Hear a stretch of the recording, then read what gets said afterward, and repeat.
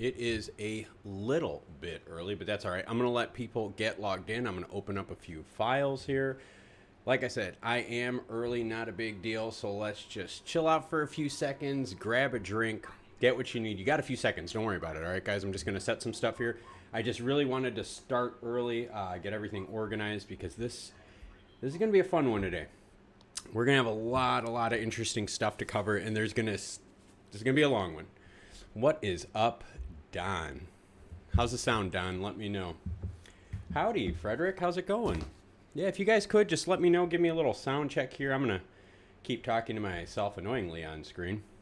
I'm going to set up a few charts here, too. And then we'll get started here just in a couple minutes. So if y'all don't mind, just hang out. What's up, Simon? How's it going? I'm just getting files ready, so just give me a quick moment here. Just got a few things I want to go through.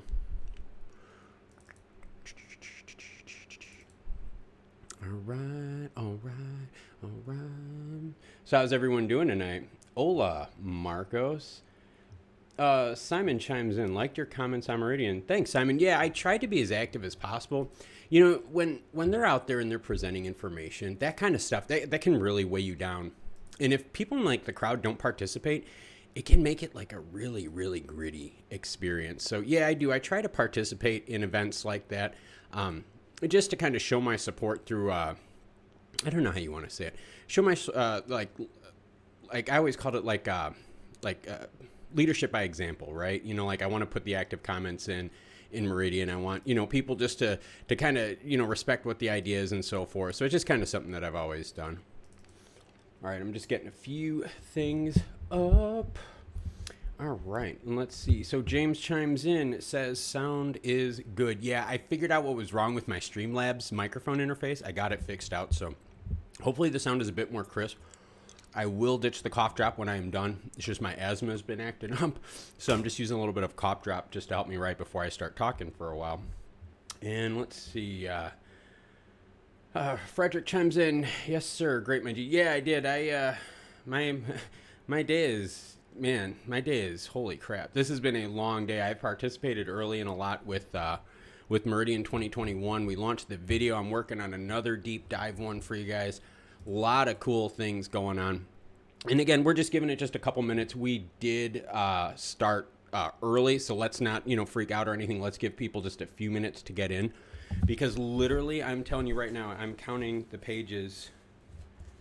It's a lot. I have like all of this to go through, and there's quite a few of them that are double-sided. So yeah, a lot of good juicy notes with Stellar. So just give me a quick moment here. I'm gonna get things fired up here, and then I think what I'm gonna do is I'm gonna bug my wife to join me too. She likes doing this stuff, and she could help me with the comments because I think there's going to be a lot of stuff that goes on in this live stream, so I might need her help with the comments as well. So we'll just give it a few more minutes. For the people that have chimed in, how many of y'all that are on right now on the stream participated in Meridian, watched any of it? You didn't have to watch the whole thing, but comment, let me know how many of you guys actually chimed in a little bit on Meridian and kind of caught how it was, because I want to make sure I get your guys' feedback on how the information was received. I think all of us, right, can agree that 10 people can read the same book, right?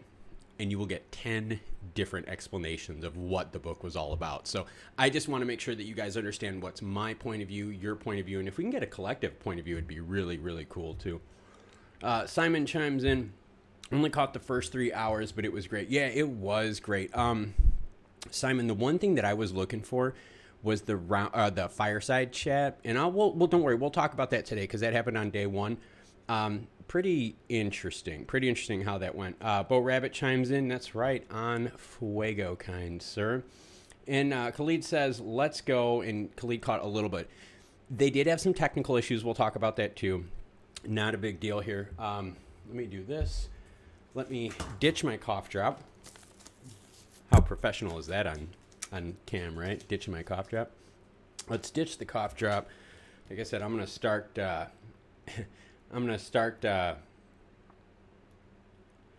Yeah, Brett, make sure you're contacting a financial consultant first before you do stuff like this, because like you got to understand what you're getting involved here. There's a lot of volatility with XLM. So my personal belief is that long holders were going to be okay. And we're going to talk about this in the video. This is going to be very interesting because they actually did touch on that today in Meridian. So,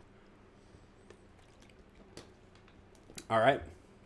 I know we are a few minutes early, but I think we got enough people on here.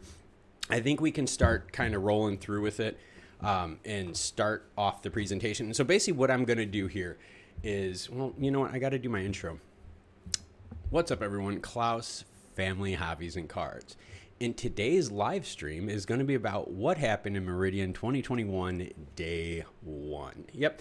Participated in the whole event. You guys can see I was hitting up the comments, I was hitting up questions, you name it, trying to be an active participant, trying to learn as much as I can for Stellar, for myself, and for you guys. So what I have with me here is all my notes, and boy, are they big, and this one is very, very in depth, all right? I've got some cool links we're going to go over, a lot of cool, juicy stuff here that I think is going to be beneficial for everyone. All right, so let's start it off. So the first bit, and what we're going to do is we're just going to go segment by segment, and we're only going to really talk about the ones that, and I'm not saying this in a bad way, okay? We're going to talk about the ones that maybe apply more to what this channel is geared toward, okay? So I am going to skip some of this stuff, or at least I'm not going to skip it. I'll touch it very lightly, and then I'll kind of get into more of the meat that matters, okay? So the first section that we had up was a keynote speaker, Jose Figueres, okay, former president of Costa Rica. Really, really interesting lead-off segment, okay? He was explaining how companies like Stellar can help out on the local level when it comes to things like conservation, when it comes to things like disaster relief and so forth. He was explaining that from a presidential standpoint, right? Because this guy was the former president of Costa Rica. He explained from a presidential standpoint that the ecosystem of Stellar is so inclusive that the benefits they're huge. They're all over the place. So what was important about that was that when he looked at solutions regarding global financial tech, okay, and we're talking about Jose Figueres. This again was the first segment of the thing today, okay? Basically what he was talking about is that we have to start looking at finance, technology, innovation, environment, and economy all tied together into one big bundle, okay? What has been the norm, all right, for Western society is something known as the missile silo theory, okay? What that basically means is that we're all in our own little missile silos, right? Kind of locked away from the whole world, and we're all working towards the same thing, okay? Let's think about cancer research, all right? There are probably hundreds, if not thousands, of companies out there working to solve one type of cancer. The problem is they don't collaborate. They're working in their own missile silos, right? Where they're just shut off from the whole world, okay?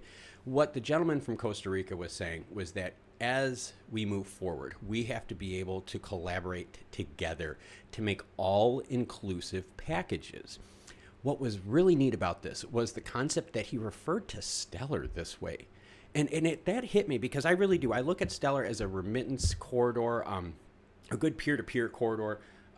Yeah, sorry about that, Joe. Let me do that. Give me a second, guys. I'm going to crank up the volume on my mic just a little bit here. Give me a second. Where is it?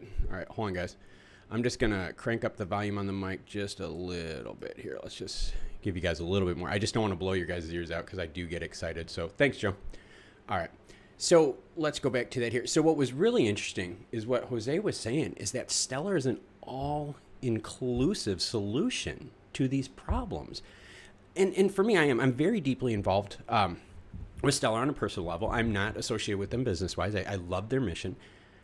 But I really did. I looked at Stellar as kind of like, hey, like a financial tech, and this is the bubble that Stellar operates in. The problem is that it's much bigger than that. And that's what this opening segment of Meridian 2021 was all about, was that economy, environment, and technology all have to work together to fix complex problems, okay? We can't segregate this department, this department, this department, this department, and all go in our own separate direction. We have to work together, all right? That is a huge, huge thing that I took away from this. one of the other big things, okay, and this is just me giving a critique, okay, and like I told you guys, I have sent messages to Stellar saying, hey, you need to work on your YouTube comments, right? You're working with your crowd, okay? I've also said some things about, hey, you need to work on getting the word out there because we know that's one of the biggest problems. But what was weird about this is all of a sudden when they started talking about climate change, the crowd in the room did not want to hear it. And it was super important to note that right off the bat, and this is, if anyone from Stellar is watching this, right off the bat, any topic that had any sort of a political twinge to it turned people off. The comments went from, oh, this guy is awesome, to climate change is fake, it's actual global cooling, blah, blah, blah, the whole thing, okay? And it doesn't matter to me what your view is on global warming.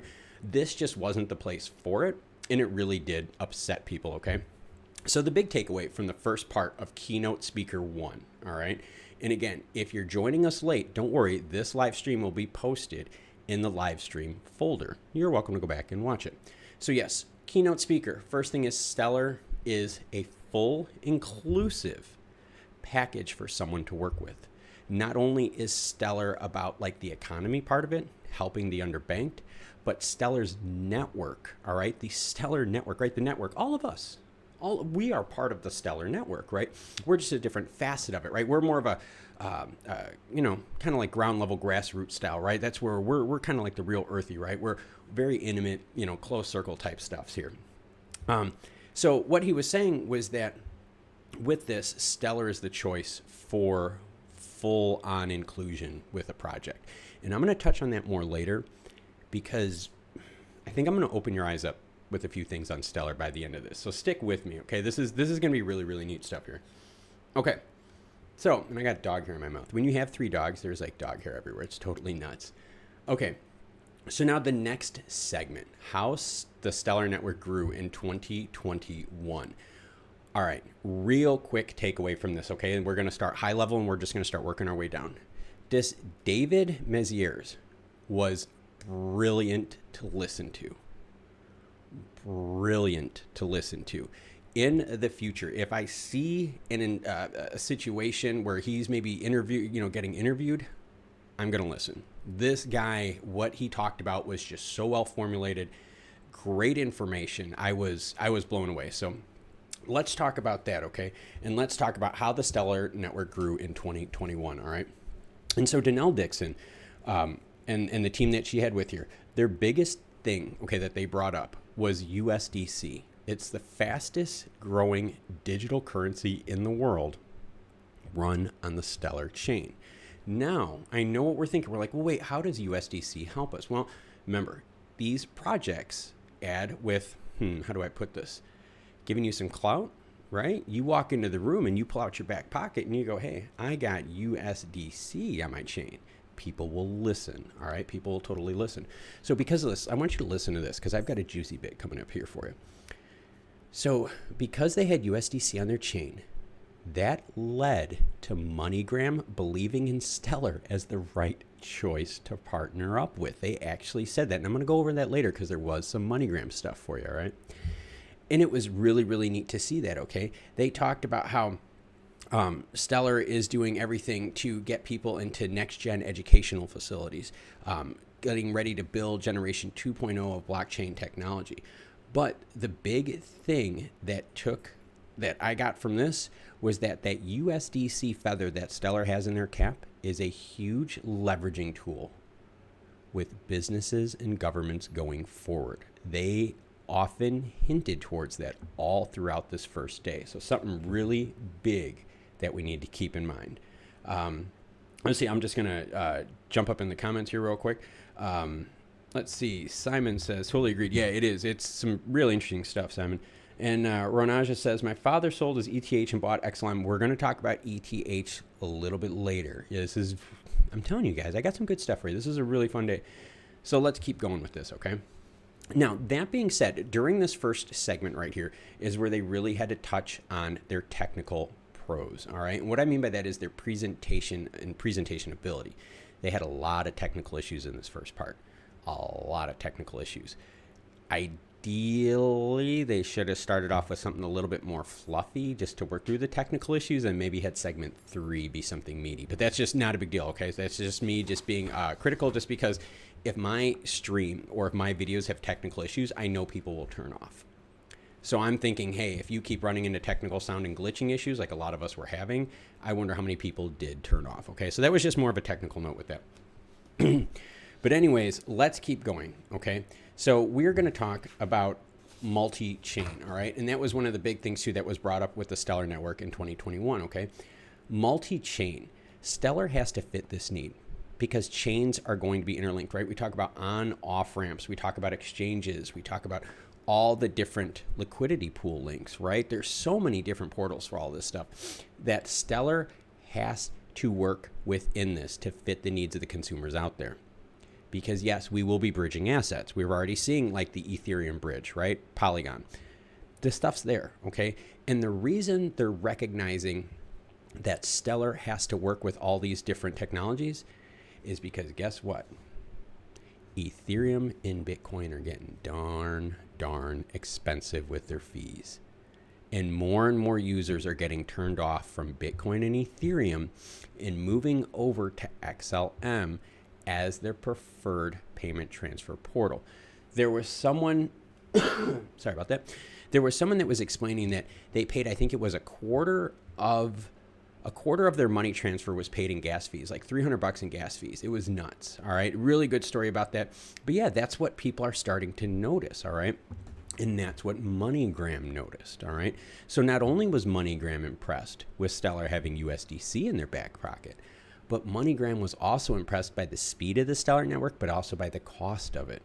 Because if Moneygram, that's for the Moneygram segment. I'll save that for later. All right. But anyways, yes, there was a lot more talk about building bridges. Stellar has to build more bridges to help with the different pairings. Okay, liquidity pools are big. We're going to touch on that too a little bit later with automated market makers.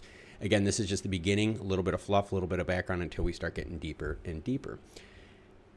The main thing is, and when they talked about Stellar and why people choose Stellar, is that Stellar is built to be multi-asset.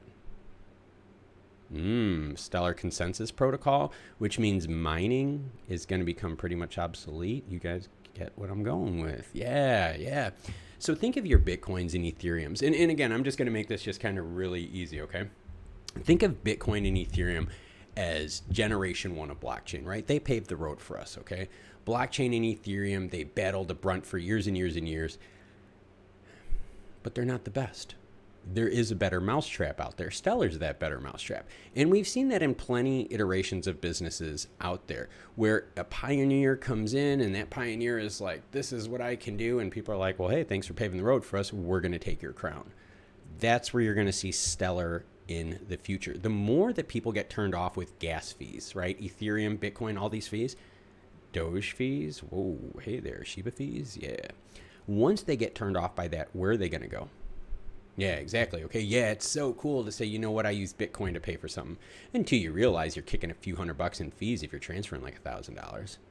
So yeah, when it comes to who is going to use these products, like who is going to use Stellar, right? Emerging markets, you're not going to have a family in Africa pay $300 in gas fees for sending $1,500. All right. That ain't going to work. All right. It has to go through a payment portal like Stellar where the fee is only 1/100,000th of a lumen.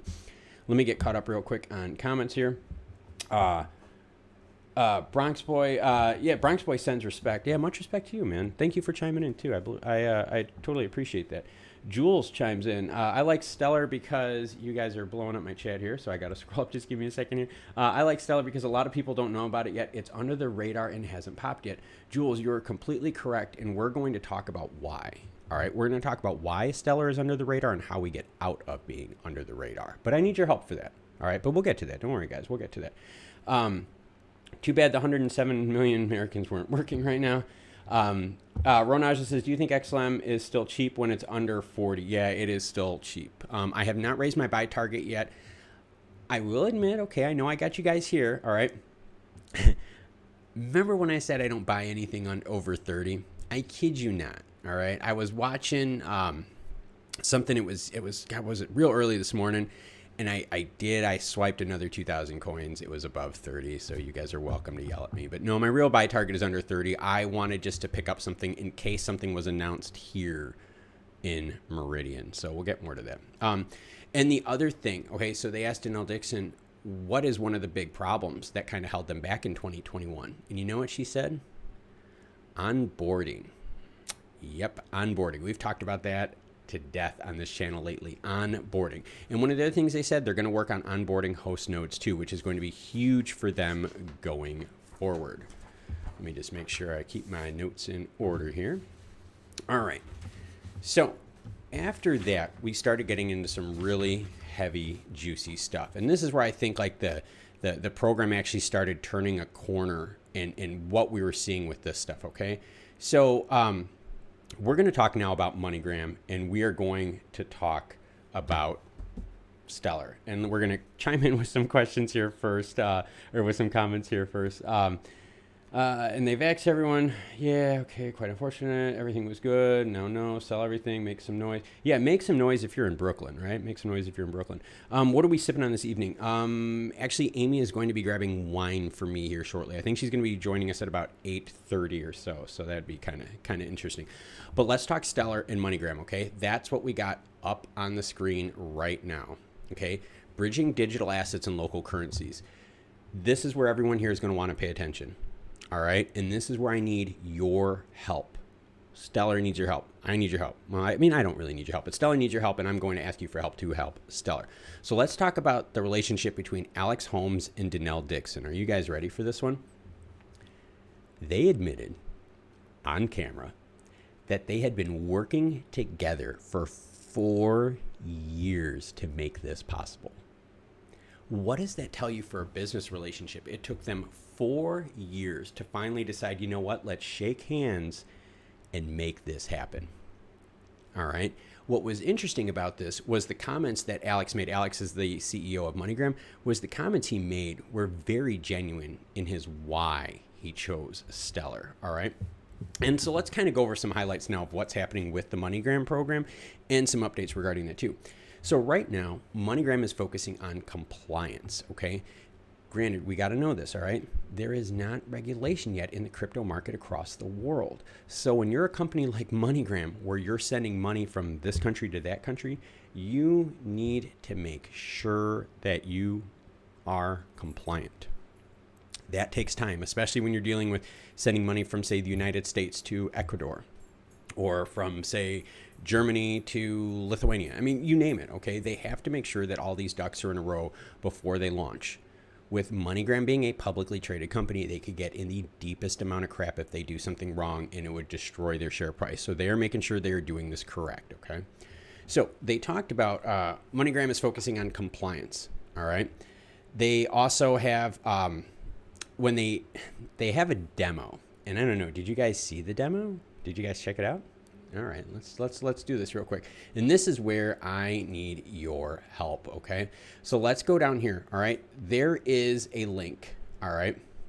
And I am not going to play this, but it is the Moneygram pilot demo, okay?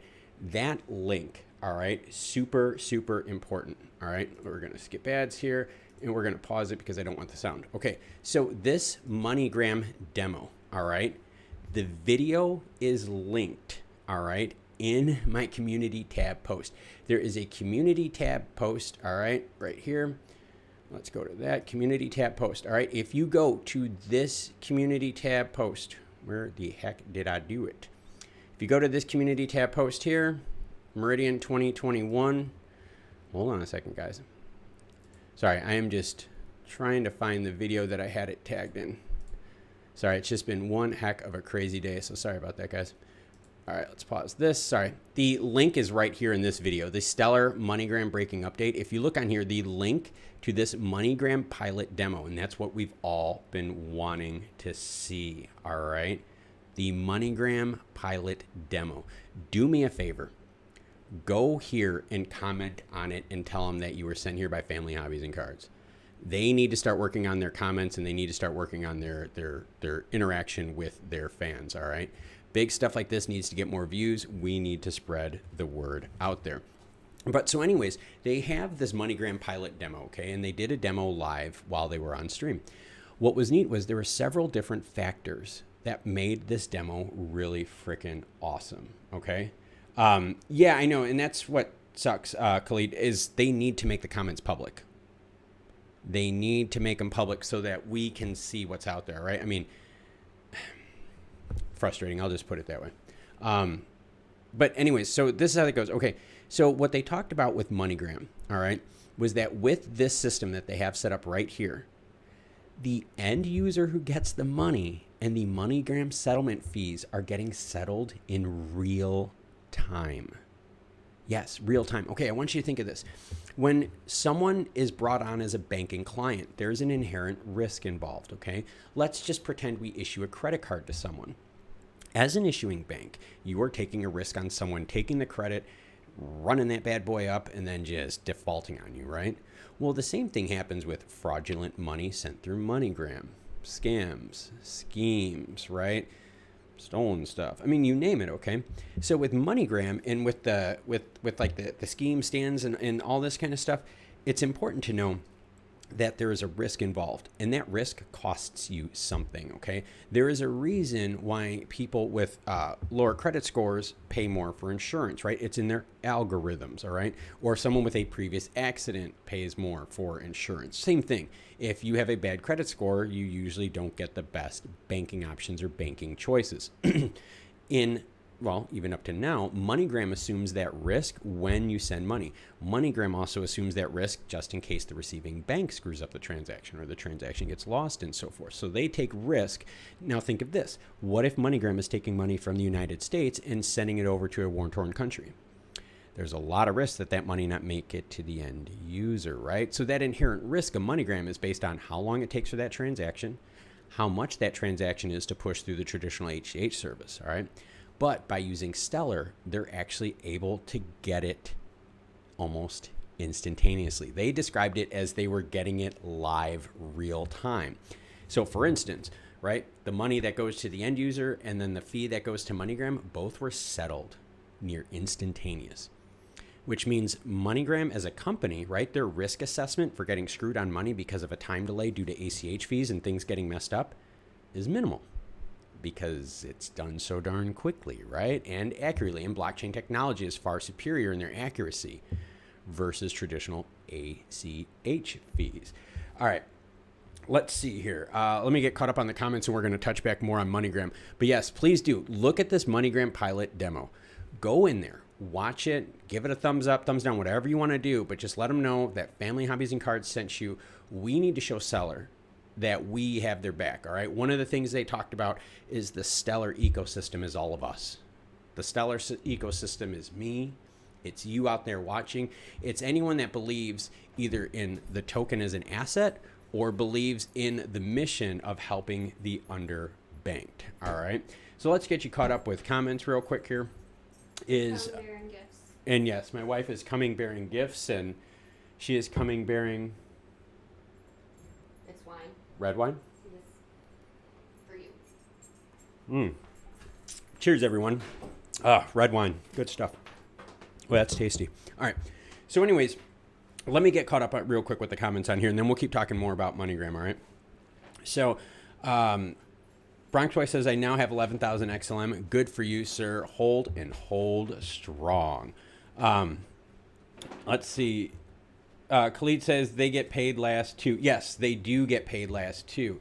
Moneygram themselves, when they are doing these fees, they're the last ones to get paid. So in essence, the reason the fees are so much is because you're extending very short-term high volatility credit. When you look at it from a very, very high level, okay, money transfers through those type of systems are very short-term credits. I'm sorry, I'll move out of the way so you can sit here too. They're very short-term credits, and there is a lot of inherent risk involved, all right? So that is why the fees are so high. We were talking about putting, thank you. I just, thanks, Joe. Rock on. I've watched it like 4 or 5 times, but I did comment on it though. So you can at least see my comment, but yeah, so no, it is true. It is when you are transferring money via like a Moneygram setting. That is like a short-term bridge loan. That is like the most janky but realistic way of looking at it. They are short-term loan, and the fees range anywhere from 4 to 15%. Yes, 4 to 15%. Luli says, hi from Switzerland. Well, hello to you too. Khalid Mohammed says, does this mean that the Stellar Network will be accessed by 200 plus countries with MoneyGram? I'm going to get to that because I got details for you regarding that. So just hold on tight. I will get to that. Now that I can deposit my cash earnings to Stellar USDC, it's time to consider working at Chippendales. If you work at Chippendales, you're getting paid cash in the G-string anyways, dude. You don't claim that on taxes. Shame, shame, shame. No, don't even let the government know that you work at Chippendales, all right? You keep that money for yourself, all right? That's down low money, man. Don't ruin your hustle. But yeah, let's keep getting into some more deep notes, all right, with MoneyGram. All right, so when MoneyGram was working with Stellar, one of their main problems they said is that there are a lot of problems with cross-border payments. The one that they mentioned quite often was the United States-Mexico problem, all right? I have been to the border of Tijuana. I have been to the border. Across the border. I've gone into Mexico, yeah. It is a weird place. If you haven't been that way, it is a very, very weird place. You can pay with pesos in the United States right across the border from Tijuana. Yeah, think about that, okay? So there are some very weird challenges sending money from the United States to Mexico. And it's right there, and it's so common, right? And we share a very common workforce. So what they said was things like this, programs like this Stellar MoneyGram wallet would be able to help those people out and to clear up this friction that we're dealing with, okay? And you got to remember, who is the friction of these payment corridors hurting? It's hurting the end user. It's hurting the people that need the money. It's hurting the people that actually are going to be the end user of this money, right? The moms, the dads, the aunts, uncles, the families that are back home receiving the remittances, okay?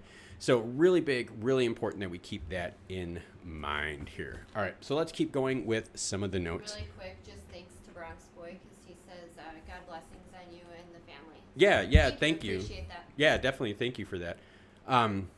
Jules says, Stellar seems to have the best plan to have people use their coins for transactions, not just speculation. And Jules, that's what we got to work on, all right? We have to, the problem is a lot of people look at XLM and they understand it as a speculative tool. There is nothing wrong with that. Speculate the crap out of it. I don't care. That's totally cool to do. The problem is not enough people out there know about Stellar as a utility tool to save people money. And it's very green. Stellar is very, very green compared to your Bitcoins, Ethereums, any of your mined items out there. Very, very different. So let's get back to it, right? And why MoneyGram was chosen for Stellar. And again, if you've just joined us, don't worry. This live stream will be listed in the live stream folder. You're welcome to go back, watch it. What you see on the screen is what we're talking about, okay? And I'm basically going through the sessions that I attended today and breaking down the deep dives, okay, that happened there, okay? So let's go back. This is what we're talking about, bridging digital assets, all right? Other thing that was really important about that is that the Alex Holmes from MoneyGram says that digital case use is growing and digital transactions were only growing and blockchain is efficiency. So as things become more expensive, inflation, yes, businesses deal with inflation, right? The cost of their fuel, your UPSs and FedExes and all that, paper costs go up, food, insurance costs. We all know insurance cost goes up, what, double-digit percentage every year? I mean, isn't that about right? You pay how much more every damn year? So as an inflation tool, what is one way you can fight inflation? By cost savings, all right? And this is where Alex was talking about this could provide huge efficiency savings to their company. Whenever you hear a company talk about efficiency, that is their nice, clean way of saying cost savings, all right? That is, I'm telling you, OpEx reduction, operations expense reduction. That is what they are talking about, okay? So again, really, really neat to see. And what I found it was really good was he said Stellar made this seamless. And he said that was the big reason why he wanted to choose Stellar. He said, so by joining the Stellar family, and he actually said that. How actually cool was that, right? It wasn't a business partnership. He said it as a family. I like that. That was a nice personal touch that lets me know that this is a community. And I think this is because we're all decentralized, right? We believe in decentralized finance because of what's happening in the fiat markets. And so because of all this, right, we work together and we share all our information. What he thought was that it was awesome because it makes it seamless, and it makes it where it's just going to change how we use money in the world, how it works, and the efficiency that he is going to gain, how it's going to help save Moneygram. Now, what we can extrapolate this is a few things, okay? And again, I don't know if any of you guys paid attention. I told you guys about shorting Moneygram on the way down because I'm a really bad person, but that's because their financials suck, okay? I did. I read their financials really hard. When they had the announcement with Stellar, they had a spike, they had a bump. I bought here. I sold it on the quick news flip. I've already pulled out of it. I don't think I'll play the rebound one more time because I need to see a different pattern develop here. But he talked about this being a way for him to save costs for his company. And what's more important, gaining market share. Because think about this. If you are using Bitcoin, if you are using Ethereum and you're sending money, you know how much money you're paying for those fees, right? Do that a few times, and then I will tell you how I could save you 10, 15, 20, 25% on each one of those transactions, and I guarantee you I'm going to get you coming over my way. That's what Stellar needs to do, and that's where Moneygram, and when they were talking about some of the challenges they faced, they said it's going to be that. But the cool thing they said, though, is they said because of their relationships, and this is going to tie into the next segment, okay? Because of their relationships, they believe that because of their brick and mortar, they're going to have trust with the consumers, and they will easily be able to move the consumer over to a digital wallet rather than a traditional ACH transfer system. So that's going to lower the operational expense for Moneygram, right? Because now instead of paying ACH fees to banks, there's going to be way less fees paid to Stellar, 1/100,000th of a lumen. So if you did 100 transactions a day for 30 years, your total transaction fees total would only cost you $3 your whole life. So Okay. something to think about. Couple of messages here, though. We should probably. Yeah, chime in. So Pete, let's see. Pete says, is Stellar in talks with the government to set up their blockchain with them? Yes, they are. And I will be covering that a little bit later in here. Yes, they are. Marcos, I unfortunately do not know what Marcos Yeah, asks. Marcos, I have to use Google Translator, and I don't want to get out of my screen right now. If someone could Google Translate Marcos's thing for me, it'd be really helpful. I just don't want to screw up any of my dashboards that I got going on right now. Felix says, mo wallet holders, mo money. Yeah, that's exactly right, Felix. Look at El Salvador. El Salvador onboarded 2.1 million wallet holders, 2.1 or 2.2 in the first 2 months. That's of a population of 6 million. Mexico's got 128 million. Stellar can onboard these people, and they can do it, right, through this Moneygram deal. Ooh, is this going to be big? Really, really big. They hinted too, okay, and this is the big takeaway from the Moneygram and Stellar thing, okay? The big takeaway was that in 2022, there's going to be 11 countries targeted for launch. You guys wanted to hear the details, right? Yes. There will be 11 countries targeted for launch where they're actually going to roll out the full Stellar Moneygram wallet. Yes, 11 countries. And again, the only reason they can do 11 is because remember, every country has their own different set of rules and their own different pace that they're doing this by, okay? Some countries are rocking hard. Others are just dragging their darn feet, right? So that's where Moneygram is looking. Who can we partner with in the first part of 2022 to start getting some wins under their belt? And we talked about this, right? The first part of 2022 has to be when the rubber meets the road, all right? And I think they're hinting and picking up on our hints when we bring all this up all the time that, yes, they do have to do that. They do have to start these strategic initiatives. Super, super important. Joe chimes in. I noticed that they will be using USDC. When would they be using Lumens versus USDC? Lumens is the backbone transaction used to facilitate the on and offs, okay? Each transaction costs 1/100,000th of a lumen. That goes into a separate lumen fee pool which is, I've got it, I think on the previous screen, I've got it up here, but you guys know exactly what that is. If you want to go into fee pools, we could tackle that stuff later. I just figured we'll just stay on this for now. But yes, super important. So get that. 11 countries. Yes, 11 countries. They will be rolling this out in 2022 with the Moneygram and Stellar wallet. All right. And that demo, for those of you that are just joining now, okay, that demo is right here. It's called the Moneygram Pilot Demo. I encourage you heavily to watch it. If you don't know where the link is, go on the most recent video I did. This one right here, where it's got the Moneygram logo and me in the blue screen. If you go on that video and you look at this guy and he creeps you out, if you go on this video, check out my link right here. That will open up the demo wallet. All right. Real quick, we got some that we're losing track of. Let's see. Jules did do the translator for you. Oh, thanks, Jules. So appreciate that. If Moneygram eventually switches to STELLAR LUMENS in the future, will they have the monopoly? No, they will not have the monopoly, because think of who all your other payment corridor businesses are out there. You still have Western Union, right? That has a huge part. You still have PayPal. All right. These are still remittance companies out there. So there's still going to be a ton of market share available. Let's look at Moneygram as being step one. If Stellar proves that a fruitful, or that a relationship with Moneygram is fruitful, that'll open up more doors, more payment corridors in the future. And remember, Stellar is building for scale so that when the Moneygram program does work well and they want to onboard more people, they will already have the technical infrastructure in place to make it happen. With that, I think it's time to wet the old whistle here real quick.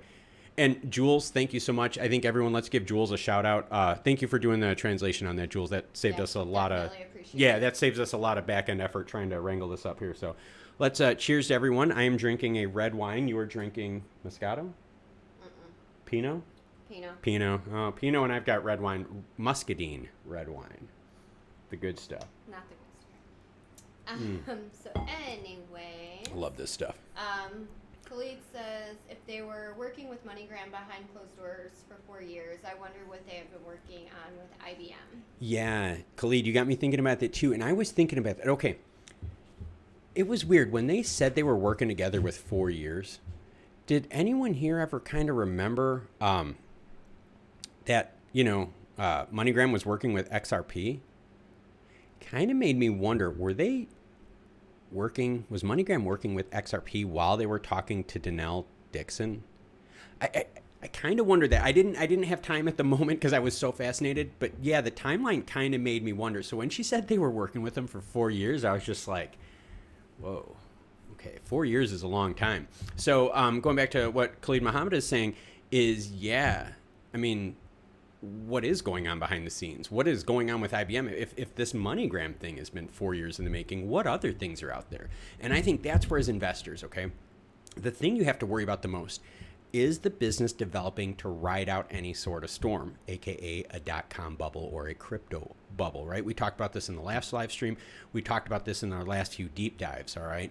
That there is going to be a concern out there of a crypto bubble. A lot of cryptos are garbage. They serve very little usable value because of how expensive their fees are, and they're meme. Well, for any of you out there that are age 38, 39 and older, you guys know exactly what happened in the .com bubble. They got wiped out. Yep, they got wiped out. So you want to make sure that you're looking for companies that are developing and continually building strategies. All right. So you got to go way down. Yeah, way down. We'll start here with Felix. Yeah. He says, if those 11 countries are hit hard by inflation, the Moneygram on ramps are going to heat up. Yes. Okay. So what Felix is talking about, there was Moneygram announced that they will be working with 11 countries in 2022. I want you guys to think about this with inflation. Okay. This is really cool. All right. If any of you out there are worried about inflation, I am going to kind of tie you into something that is going to take your head and it is just going to spin it on its axis and you're just going to be, whoa, when I'm done with this. Okay. in the United States, in England, Canada, and whatnot, okay, inflation is hitting all of us, right? My wife's spending more when we go shopping. It's costing more to put gas in our cars. It's crazy. We are seeing inflation, right? Housing prices are up, lumber prices are up, fuel prices are up. CPI data was a mess, right? The CPI data, last week was, whoa. But hey, gold went up and some of us did really well. Even though you guys make fun of me for gold, I say it on like every live stream. You guys always make fun of me for gold, and gold did really well. So, but yeah, think of inflation data. What they had talked about, all right, and they actually talked about it in the next segment, and I'll kind of tie into that. So thank you for the segue. What they talked about was that there were people in Argentina that knew something bad was going to happen, right? Maybe the government was going to announce something, right? That would have made inflation just go totally crazy. They would take their money, temporarily put it in USDC, right? With USDC being tethered to the dollar, right? Or I'm sorry, with USDC equalized to the dollar, that meant that they were able to totally avoid inflation. And then once that bad news happened where the inflation bubble kind of hit, they then cashed out their USDC, so they were inflation net neutral. So there are now people on a local level in Argentina that are using Stellar for on and off ramps to fight inflation on a temporary means, family by family, which I think is really cool. So think about that, right? Those 11 countries, you're right. Those 11 countries, inflation is a concern across the whole world. No one listen to this better not think that inflation is not going to be a problem. There is so much darn money printed in this world right now from every country out there that it is just flooding us, all right? So to know that we have an inflation tool, all right? Well, I'm sorry, they have an inflation tool using USDC. I would not USDC as an inflation tool because it's tied to my currency, so I wouldn't benefit at all to that. But they're using USDC hedging against their own inflation on a local level. So really cool stuff there. All right. So Virtual is back asking for more shots. That is a big no for me today. Virtual, I'm drinking red wine for now. I have been really tired. I've got 3 really sick dogs right now, and my wife and I are not sleeping good because the dogs are waking us up like every 2 hours, and I can't tell you how many loads of like towels and sheets and blankets I've been doing because they're just, oh my God, all 3 dogs are sick at once. It's crazy. So I'm not doing shots. I am doing red wine. Yeah. So Kelsey says Moneygram XLM joint venture should buy Western Union. In order to buy Western Union, you would most likely need to see one big hitter private equity group maybe join in as a separate secondary sponsor to make that happen. The reality is this: Western Union, if the MoneyGram thing works out correctly, Western Union is going to get destroyed. I mean, why would you go and spend 10 to 15% to spend or to send money to someone when you could do it for what, like a fraction of a penny? That's what I'm saying. The use case is going to matter. I'm telling you, I get it, guys. I totally understand. Doge is sexy. Shiba is sexy. Like that kind of stuff is sexy, all right? When you want to build a company, and I'm going to get into this later because we're going to talk about some Lightmint. So if I got some Lightmint fans in here, I got you. But if you're going to build a company on blockchain, you got 2 choices. You could build it on one of those meme tokens where right away you get to, cash, get a little cash, right? You get the flux, right? You get the meme pop. But then once the meme bubble bursts, your company ain't worth jack. And that's why companies are choosing Stellar. They're understanding that they will be able to ride the storm out with Stellar, and that Stellar will be a viable, usable business, right? That the exchanges, the on-ramps, the AMMs and all that, they see that Stellar is where they're developing. Look where businesses are putting their money. Businesses, governments, large institutions are parking their money with Stellar, partnering with Stellar. Visa, Tala, MoneyGram, Circle, Wire. I mean, I could keep going on and on. Heck, I could go 140 videos on if you guys want me to, but that's the point. Businesses are choosing Stellar. All right. So Fernando says, I think the pilot demo is a little bit difficult for the average person that Stellar org wants to reach. Yeah, you know what, Fernando? I kind of wonder too if it's something where maybe it's a thing that takes practice, right? I mean, when I first switched to E-Trade Mobile, I was always E-Trade PC bound. Okay, that's how I started my original trading thing. Was E-Trade PC. When I switched to mobile, the functionality was really weird. E-Trade was not like one of the better platforms when they went to mobile first. Now, E-Trade Mobile is easy. I mean, you could fly right through it. But maybe that's what we're noticing with this demo here is that, as we have further revisions, it's going to get better, get tighter. Simon Lacey says, whoa, thank you for that comment. Kelsey says, XRP had to pay MoneyGram because their partnership venture failed. Kelsey, if you could, do you know what year they were still working with MoneyGram with XRP? I don't have that stat offhand, but that would make me wonder when they were still working up to the last moment with XRP. Khalid says, IBM is so huge. Yes, IBM is going to be a huge thing. They've been quiet about it, and don't worry, we're going to get to that. I have more stuff. Bronx Boy says, you're making me very happy, brother. Yeah. And he is very excited. That's good. As you are. Yes, I am. I'm excited because I'm starting to see some of these operational gritty pieces come together, okay? There is something called a glide path, all right? And what a glide path is when a company does a massive project, all right? A glide path is their path to glide to landing smoothly and safely, okay? They have to hit certain milestones along that glide path. Understanding that Stellar now is starting to put dates out there, and I've got a potential future time frame for Meridian 2022. And if you stick around on the live stream, I'll be sure to tell you when we think the 2022 Meridian event is going to be. But yeah, that's what the whole idea is about. It's these payment corridors, it's usage, and it's understanding that, yes, memes are ruling the roost right now. I get it. Memes are ruling the roost. Like, it is crazy. Memes ain't going to win the war. Memes will not win the war. Brandon says, I am stoked to find out more on CBDC use as well. Yeah, no problem. Brandon, we're going to talk a little bit about Ukraine and CBDC usage on Stellar with Ukraine here soon. So don't worry, we will get to that. I still have lots of papers. Yeah, I still got lots of papers left. So don't worry, guys, we got lots. And then we'll open up some questions too. Yeah. Bronx Boy is drinking water. Nothing wrong with staying hydrated. No, dude, it's hydration's cool, man. All right. Let's see here. All right. I messed up, you guys. Yeah, so scroll up here a little. Give me a second here. All right, we're just getting caught up on the comments. You guys are doing a great job here. Jules says, I like that this channel's focus is on business fundamentals and not constant hype. Yes, Jules, I have said it here quite a bit that this channel can take it deeper. All right, I have the business background to take it deeper, the background to chomp through financials, operational reports, and I also have the ability to present to people. I can present up to any level of corporate executive down to any floor worker and be able to explain them the whys, hows, and successes of a goals plan and so forth. So for this channel, no, I'm not the guy that's going to sit here and chart it and say, we're going to go to 1 million. Nope.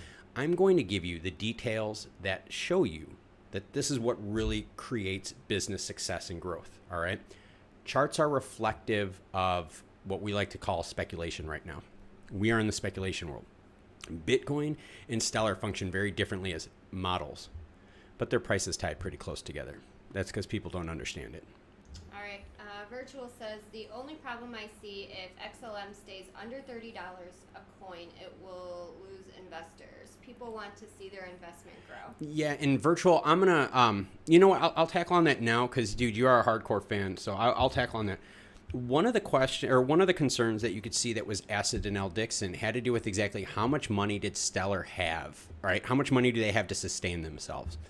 And it was really interesting because she said they had plenty. But what I got out of that was this, okay? And I talked to Josh Fisher about this a lot. We had a huge text thing going on, and it was this. Imagine Stellar has, and remember, they pay for all their programs, right? All their Stellar community funds, enterprise funds, these are all paid with lumens that are in their accounts. So let's just say you got 10 million lumens and you want to spend it on projects to grow your business. 10 million lumens sounds a lot, but if each lumen is only worth 20 cents, you only got $200,000. I'm sorry, you only got 2 million, right? If I said 10 million, yeah, 2 million, Jesus. But what if each one was worth $1? Now you'd have 10 million. And that's kind of where Stellar is noticing they need to get that price to pop up so that their buying power with their lumens that are in their accounts hold more value. Marcos quickly says, sorry, I don't write in English, but I do understand the language. Marcos, that is no worries. Oh. I apologize, actually, for not being ready. I should have had my phone. So No worries on that. And again, thanks to Yeah, thank you. And maybe next time we'll just do it where we have like a translate window open. You know, maybe we'll just open up a separate module or open up a tablet and we'll have our translator on there. Bronx Boy says, love on you, Marcos. Brandon says, hold some gold, silver, and XLM. Hey, Brandon, I got one for you. You see what's on the right side of yay old charts right here? GCF and DRD. Yeah, I hold lots of that. Lots and lots of that stuff. So, yes, gold, silver, and XLM. And I hold hard commodity too. I'm a big hard and tradable commodity fan. So, all right. So, here I go again with my scrolling. So you were right. All right. Yep. Brandon says you can't go wrong. Yep. Well, that's yes. Blow it down one more. There you go. What'd you do? Yeah. Now scroll down. All right. Cool. Yeah, it is. Kelsey's right. It is going to bring more economic stability to local economies that don't see the boom and bust cycle so often.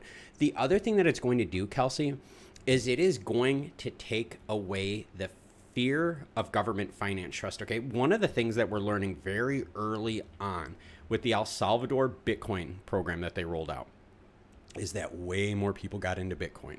And the reason they got into Bitcoin is because they were worried about inflation.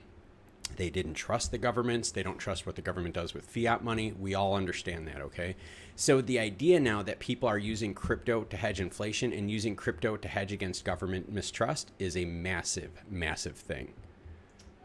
Bob Spade says, but USDC pays between 8% to 12%. Yes, and that's what they pay for their interest rate on that one, Bob. Is that or their yield rate?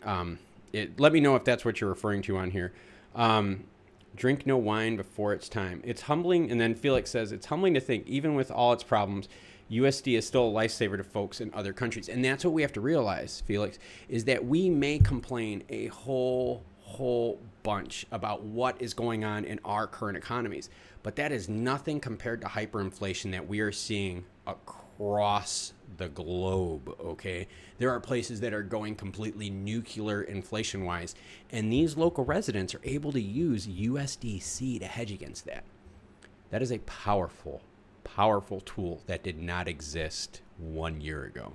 We did miss one, so I apologize for that. Luli says XLM price prediction on EOI. Luli, like I said, just my own opinion, I am saying 50 cents at the minimum. I'm really thinking more at 55, 60 cents being ultra bullish by the end of the year. All right. Let's see. I did. Felix says, so Bob Spade jumps in and says, Moneygram is a gold mine. Moneygram would be a very interesting long-term hold, especially at these price levels right now. Let's see. The XRP paid Moneygram $15 million. Wow. Okay. So let's see. Pete says, I watched a video years ago. Army, Navy, Air Force were all linked together in real time. I hope Stellar is involved with linking our forces together. Simon says it's because of KYC. Bronx Boy says Stellar is going to go insane, and if you're awake enough to buy, it's a once-in-a-lifetime opportunity. I totally agree with you on that. Christopher chimes in. Pete, Stellar is one of the cryptos they looked at on the Battlefield blockchain technology. It was Algorand, Ripple, and Stellar. And so let me get back now. Let's get back on here, and let's talk about enterprise, okay? And I want to talk about enterprise funds and the impact of strategic investors, okay? That's kind of what I want to go into real big here. All right, so with strategic investors, all right, was super, super interesting to hear. His name was Amr Shady, founder of Tribal Credit, was talking about the underbanked and what they can provide. Loanis was talking about Wire and how Wire is tackling the U.S.-Mexico corridor, okay? Tala was talking about the Philippines, all right? They were talking about all these different impacts that Stellar can have. And not only is Stellar going to be able to provide an economic help to these places, right, through the remittance corridors, but because of the bonds of Stellar, right, I want you to think about this. This gentleman right here, Loanis, right, is working a lot between the U.S.-Mexico corridor payment system.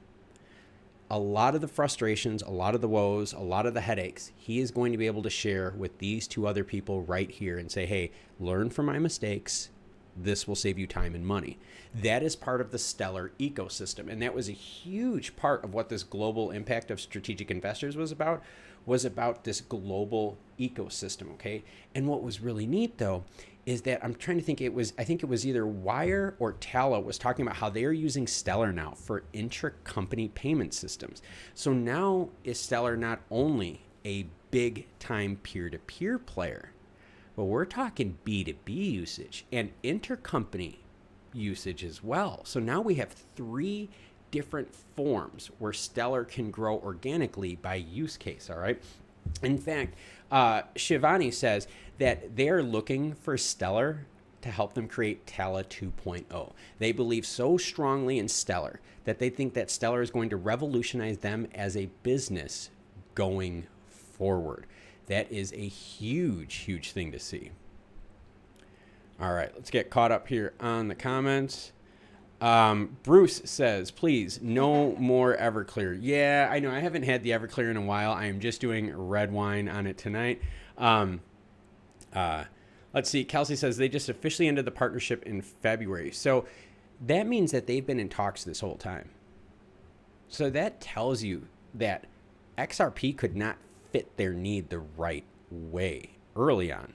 I mean, think about it. If you were in business with someone, would you talk to their competitor while you were in business with them? Only if you weren't getting what you need, right? You stray away from home if you ain't getting what you want at home. And obviously they weren't getting what they wanted out of XRP at home. So they went to Stellar with Danelle Dixon. All right, so let's keep going on here. So let's keep talking about Stellar ecosystem building, all right? And this is what we're talking about right now, the global impact, all right? So they were talking about that Stellar has a co-creation effect, all right? So not only can we work on payment corridors, but we can work on, you have to find out who that is. You have to work on making these existing corridors stronger, and you have to connect them, okay? And mission alignment. A lot of these companies, right, believe in the mission alignment of Stellar. Start scrolling down or something. There you go. Thank you, Toph, for that. I totally appreciate that. I'm trying to keep it burning. I'm trying to recap the conference. It was a lot of juice. So Toph, thank you so much for that. I totally appreciate it. It has been a lot of hard work, a lot of hours lately getting these juicy stats out here. But let's get back into it, okay? You guys ready for more juicy stats? Because I got something for you, all right? Listen to this, okay? And this is going to blow your mind. All right, so they were talking to these people here of Global Impact Strategic Investors, all right? They did some research for you, and Andrea had some awesome stats. You ready? 15 corporations, just 15 corporations right now have $1.5 trillion in cash in reserves sitting aside for crypto-based projects. 15 companies have 1.5 trillion set aside. Okay, you ready? Stellar right now has 8 billion in grants ready to deploy. Crypto will be booming, all right? I want you to think about this. Stellar with the 8 billion, these 15 companies that got a whole bunch of money to spend, there is a synergy there. If these two can get together, right? If Stellar can get together with all these other companies out there, and you got to remember, a lot of these companies aren't into crypto yet because the SEC isn't regulating it. Okay, so let's talk about that real quick. If the SEC is not regulating it, that means a lot of hedge funds aren't getting into it, right? They're not getting into native token, all right, because it's not regulated. It would not be good for them to do that because they would get into a lot of trouble selling non-secured assets, right? The SEC would just drop the hammer on them. I mean, it would be game over, okay? So think about this. Hedge funds haven't even jumped in to the native crypto tokens yet. They're doing the funds. We've talked about Grayscale Lumens funds. Yeah, they're doing the funds, the trust, but native token, right? So for us on an XLM investor level, hedge funds haven't gotten into it yet, and neither have businesses. All right. We've seen the Elons out there buying, the Bitcoins, the Doges, and so forth, but we haven't seen yet, all right, any of the hedgies out there go, you know what, we're going into crypto. And they won't do it until the SEC starts regulating it. So I want you to think of this. Hedge fund money sitting on the sidelines. And the moment the SEC gives it the thumbs up, how many people out there are going to call up their hedgies and go, yo, you got to get me in on that. Get me in on that. I heard something about XLM. I heard something about Algo, XR people. You'll see that happen. The other thing is too, is these corporations, right? These 15 corporations that have 1.5 trillion aside in assets are waiting for the regulations as well, because they want to make sure that they're regulatory compliant, especially if they're publicly traded companies, okay? So right now it's a waiting game. There is a ball of money building up right now, waiting for regulation. And the moment that regulation happens and we get the regulatory path, that money is going to flood the market on the hedge fund side, on the business investment side, and as well as the Stellar partnership side, building new financial tech systems. Let's see. Get caught up on comments here. Right. Kelsey says XRP paid MoneyGram $15 million. Jimbo says Ukraine implementation is the news he's waiting for. Yep, we will get to Ukraine here shortly. Luli says BTC forming a bigger bear flag. If it dumps more, load your XLM. Yes, I have my automatic buy set below 30 cents to drop the hammer. I have been waiting like a good boy for how many weeks now to not buy. I did, though. I will admit I did buy a few thousand. Just in case something big was announced, I did. But yeah, I'm going to go back to my buying sub 30. So if Bitcoin pulls it down, I'm dropping the hammer on another big hit. I'm going to hit it. All right. Christopher says IBM is a good stock, as well as Bank of America has one of the most blockchain patents. Yeah, banking, it's going to be interesting to see how banking does this, because banking is going to have to move to blockchain. There's no way around it. Fernando says November 21st. Yep, November 21st. And then now Felix, if the SDF investments that they've created pan out, XLM should definitely pop. Saying they have plenty of money suggests they expect value to grow.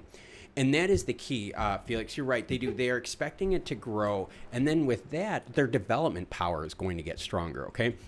If that was one of the times you saw Danelle, Dixon, and Jed kind of like do this momentary pause, it was when they talked about Stellar. Is Stellar going to be sustainable for 3 years? And the lady who was the comms director was like, yeah, I kind of need a job. So I kind of really want to answer, hear an answer on this question. And the thing is, they have tons of money. It's written out in their ledger books. You can literally see it. It's not a big deal.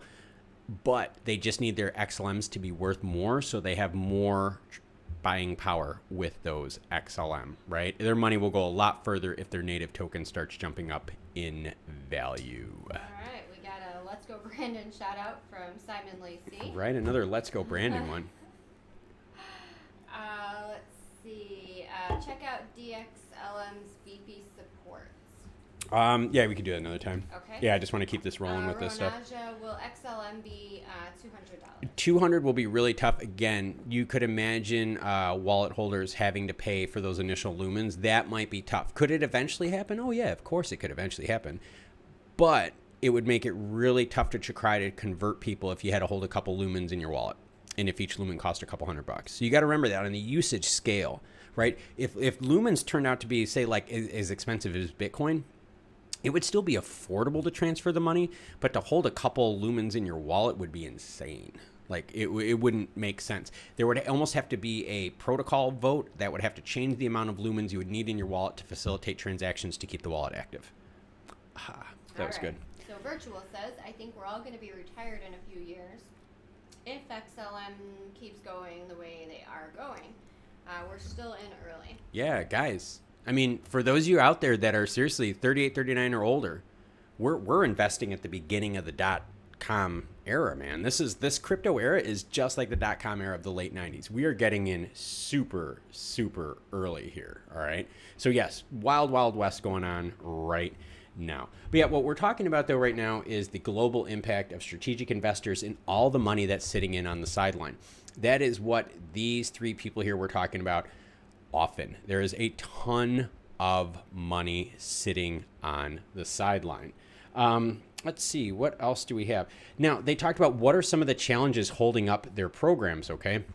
Wire and Talabo said that it's regulation that is the biggest issue okay, right now, because regulation is happening in different speeds in different countries, okay? So working on a payment system, right, that goes from the United States to Mexico to Germany to the Ukraine to the Philippines to Britain, I mean, you name it. You have to really make sure that you are compliant with all those, or else they can yank your licenses in those countries, which means you would lose all of that stuff, right? So that's why they said their biggest challenge is regulation, because it's holding things up. And that's why I'm saying 2022 is the year. All right. Ukraine is voting 2022. Yep. All right. So if you guys are asking out there about Ukraine, yeah, Ukraine 2022, Stellar has been involved since inception. They brought them on early on. Stellar is part of their association of banks, the big hitters. All right. So yes, 2022 early is for Ukraine. All right. Bob Spade says get 12% on USDC hedge. Yes, Bob, we're hedging passively. Kelsey, the physical location of Moneygram is a huge added value that no other cryptocurrency has access to yet. Shouldn't that help the XLM price go up more in the short term? All right, Kelsey, to answer that regarding Moneygram and price, as of right now, nothing has happened with Moneygram's business model. All right, think about that. This is just we're still in the initial planning phase. Now we have a demo wallet, okay? So they're building stuff in the background, but we're not at the point yet where the boots are hitting the ground, right? So you're going to see that more though when MoneyGram goes after these 11 countries in 2022. Once MoneyGram starts saying that these partnerships are on fuego, they're live, they're ready to go, we can see some good movement from that, because that's when we're going to start onboarding customers. Sorry about hitting the mic, guys. We're going to start onboarding customers, and that's where we're going to see more asset holders here grow, right? The organic growth, the use of Stellar is going to grow. And remember how I told you guys that if you watch the deep dive video, I said that the biggest 2-month phase for Stellar is November and December? Well, check this out. Look at how this is starting. Look at this acceleration right here. This is nice. I like this. We're only 2 weeks and change in, and we're at what, 337,000 accounts in 2 weeks. You do the math, guys. We got 6 more weeks of this time period. So there could be a whole bunch of new asset holders in Stellar in this time frame right here.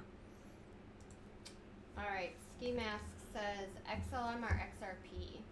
XLM. I'm the XLM guy. You guys know that. All right. Let's see here. Where am I going with this? All right, scroll down. Working on it. Blue. Get me blue. Hitting you with the blue. All right, there we go. Let's see. So XRP paid 30 million, not 15. Bob, do you know what date though? What month or year maybe they did that on? I'm really curious about that. When that was. Let's see. Jules says, do you know the SEC's timetable for regulating crypto? Right now, okay, Stellar is working with the president's group, all right? And this is what Danelle talked about too. She talked about how Stellar is working with the group, and they are pushing hard for 2022. They are pushing very hard. I don't know if the United States could delay it another year. Because think about it, right? Okay, let's just throw some analogies out there. For any of you guys all right, for any of you guys that live in the United States, do you remember when Colorado and Cali were the first states to legalize? All the money, all the people, all the hoopla flew to Cali and Colorado. So whether you believe in it or not, legalization, that's not what we're talking about. What I'm talking about is that a brand new market opened and money and people flooded there, right? We saw what happened to the population of Colorado and so forth, right? Yeah, all right. So now, wait a minute. Let's apply this to Stellar. Let's apply this to MoneyGram. If Stellar, and let's apply to our government, if our government waits, other governments are going to be first. That's where those businesses are going to go. They're going to go where there is less crypto regulation, or where there is current crypto regulation, so that, you can actually do business there. So yeah, when it comes to, what is going to happen in 2022, the U.S. better get on that horse, and they better get on that horse really, really fast. Let's see. Felix SDF never talks directly about the value of XLM growing, which is smart, but there's big money between the lines. Yes. Felix, they don't talk about it, but they do hint about how the value of that is kind of a short-term impedance on spending power with their projects. They have to use way more lumens to have the same hit buy power effect than they would if the price was a lot higher than that. Let's see. Bob says, I can't expose it. Get in huge trouble. 2022 is all I could say. 2022, I had a slogan. I think like 2022 Stellar is the year for me and you or something like that. It was something real cheesy, but yeah, it was pretty lame. Cleet says, do you think the Neon project in Saudi will use Stellar? I don't see why not. I mean, we saw what Acon City. I mean, you know, ooh, Vane's chiming in. What's up, Vane? We are drinking red wine tonight. Vane 3D. Yes, red wine. I almost said rain wine because I'm reading your thing here. Yeah, just scroll down, unless we're caught up. Scroll down. Oop. Sorry, we've got some major technical difficulties here. Yeah, here we go. So let's just take this and then you pull this down like this. All right, cool. Whoa, we're all caught up on comments. Awesome. All right. So yeah, that's what we're talking about. So now we're going to talk about investing in Stellar's community vision. All right. Do I have anyone in the audience that is a Stellar community fund person? Do I have anyone in the audience into NFTs? Anyone in the audience into starting their own company and wanting funding for it, or starting your own company or project, crypto project, and wanting money for it? Dude, Stellar's got tons. This whole segment right here, okay, this investing in Stellar community's vision was all about that. So first, let's start off, okay? And there was a lady there. Her name was Anke, and she did an amazing job with this panel because all three of these people, Script 3, Leaf, Enlightenment, were all companies that got funding from Stellar to make their futures happen. Yeah, see, so Stellar's using this pool of XLM that they have and investing in these different companies here. And that is how they're building these corridors. That's how they're building these relationships. And these are going to be the relationships that are going to weather the storm. So when the Doge and the hype coins kind of start failing because it's too damn expensive to use them things and people start moving to Stellar, yeah, exactly. That's how they're going to weather the storm. So my notes regarding this were actually pretty interesting, okay? So a Stellar Community Fund, they want you to grow your project using Stellar, all right? Lightment, NFTs, ooh, yes. In fact, I got one for you. So if Tori Samples, okay, is the CEO or is the co-founder of Leaf Global Financial Tech, she told a story about how there are people in the refugees that have like Leaf systems, financial systems, okay, that these refugees are earning interest on their crypto while they're crossing the border. So now they're not losing any money in terms of exchange rates when they cross the border. Because remember, these are refugees, right? We're helping African refugees. They need help, right? So they're taking their whole value with them, their whole life with them. So when they have their money converted to the wallets, they're able to take it across the border without having to worry about the fees. And they get to earn interest on it. So refugees earning interest and getting support is huge. And they also have a refugee NFT art program where if you buy the art from these refugees, it goes directly to them and helping them out. I think that is awesome. I want to go on to the comments so I don't miss any. Vane says, cheers, best Stellar content on the World Wide Web. Thank you. Thank you for that. With that. Yeah, I don't know how many other channels out there go deep dive. I know a lot of you have said, Klaus, cover a bunch of coins. No, I want to do one really, really deep. I want to do one really, really deep because I want to give you guys 100% of the info. I guarantee you don't find this on any of those other crypto shows. They may have a couple 100,000 subs. They may have like the craziest, fanciest stages in studio, but it's fluffy crap. They can't understand derivatives. They have no idea how to use mechanics, and they have no idea how to create their own KPIs and use KPIs to leverage price, floor, and ceilings. So just throwing it out there. But thank you, Vane. I appreciate that. And so cheers to you, sir. Sniff says the non-existent bug is what made Bitcoin go from 10K to 60K. The next crisis will be the cyber pandemic. At any moment, everyone's digitals can turn to zero. And he says he always filters profits into gold and silver. Sniff, I'm a big DRDGOLD fan. Just throwing it out there. DRDGOLD, based in South Africa. They reprocess tailings from used gold mines. So where gold mines, right, when after they're like torn open, they're all just like messed up. This company goes in and actually goes through and they reprocess the tailings and they get the land really, really cheap. DRDGOLD. Sorry about that. I just didn't mean to do that, but I'm a huge fan of DRDGOLD. That I don't do a lot about them on the channel because like no one's really interested in this stuff, but their financials they have zero debt. They have zero debt. Just throwing it out there. All right. Vane says he's participating in SCF. Vane, what are you doing with the Stellar Community Fund, man? Let me know. I want to do Stellar Community Fund with this channel. I just don't know what I want to do. Part of me wants to ask Stellar if I could get a grant, not to give me money, but so I could spend on advertising just to advertise these videos to new people. So just kind of something out there. So Vane, if you could, dude, can you email me, man? Email me and let's get a conversation going and maybe I can help you out. You can help me out. I'm a freak when it comes to like operations and stuff, but when it comes to tech coding, I suck. All right. So y'all can make fun with that. But when it comes to operations, business, finance, I'm like, you're good to guy. Bronx boy, catch you later, man. Thank you for hanging out.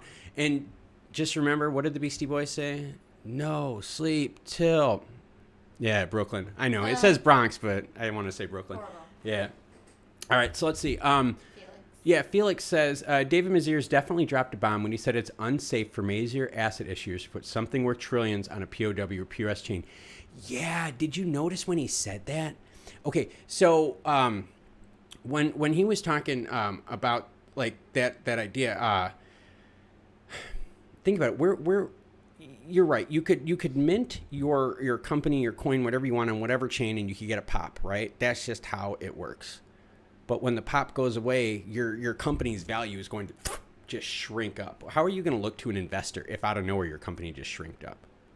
I mean, like, that made no sense whatsoever. I mean, whatsoever.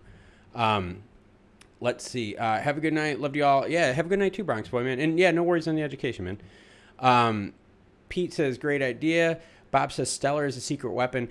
You know, the only weird thing, Bob, is how long are they going to keep the price down? Right? How long do we really have to load up before the mechanics kick in? I mean, with all these different projects that we have in the pot right now, I mean, like sooner or later, right? When that pot starts going bubbling and bursting up, when are these projects going to hit the ground and really just start like taking off? So kind of curious on that one. So, but yeah, let's go back to here. Okay. Let's start talking about investing in Stellar's community vision. Okay.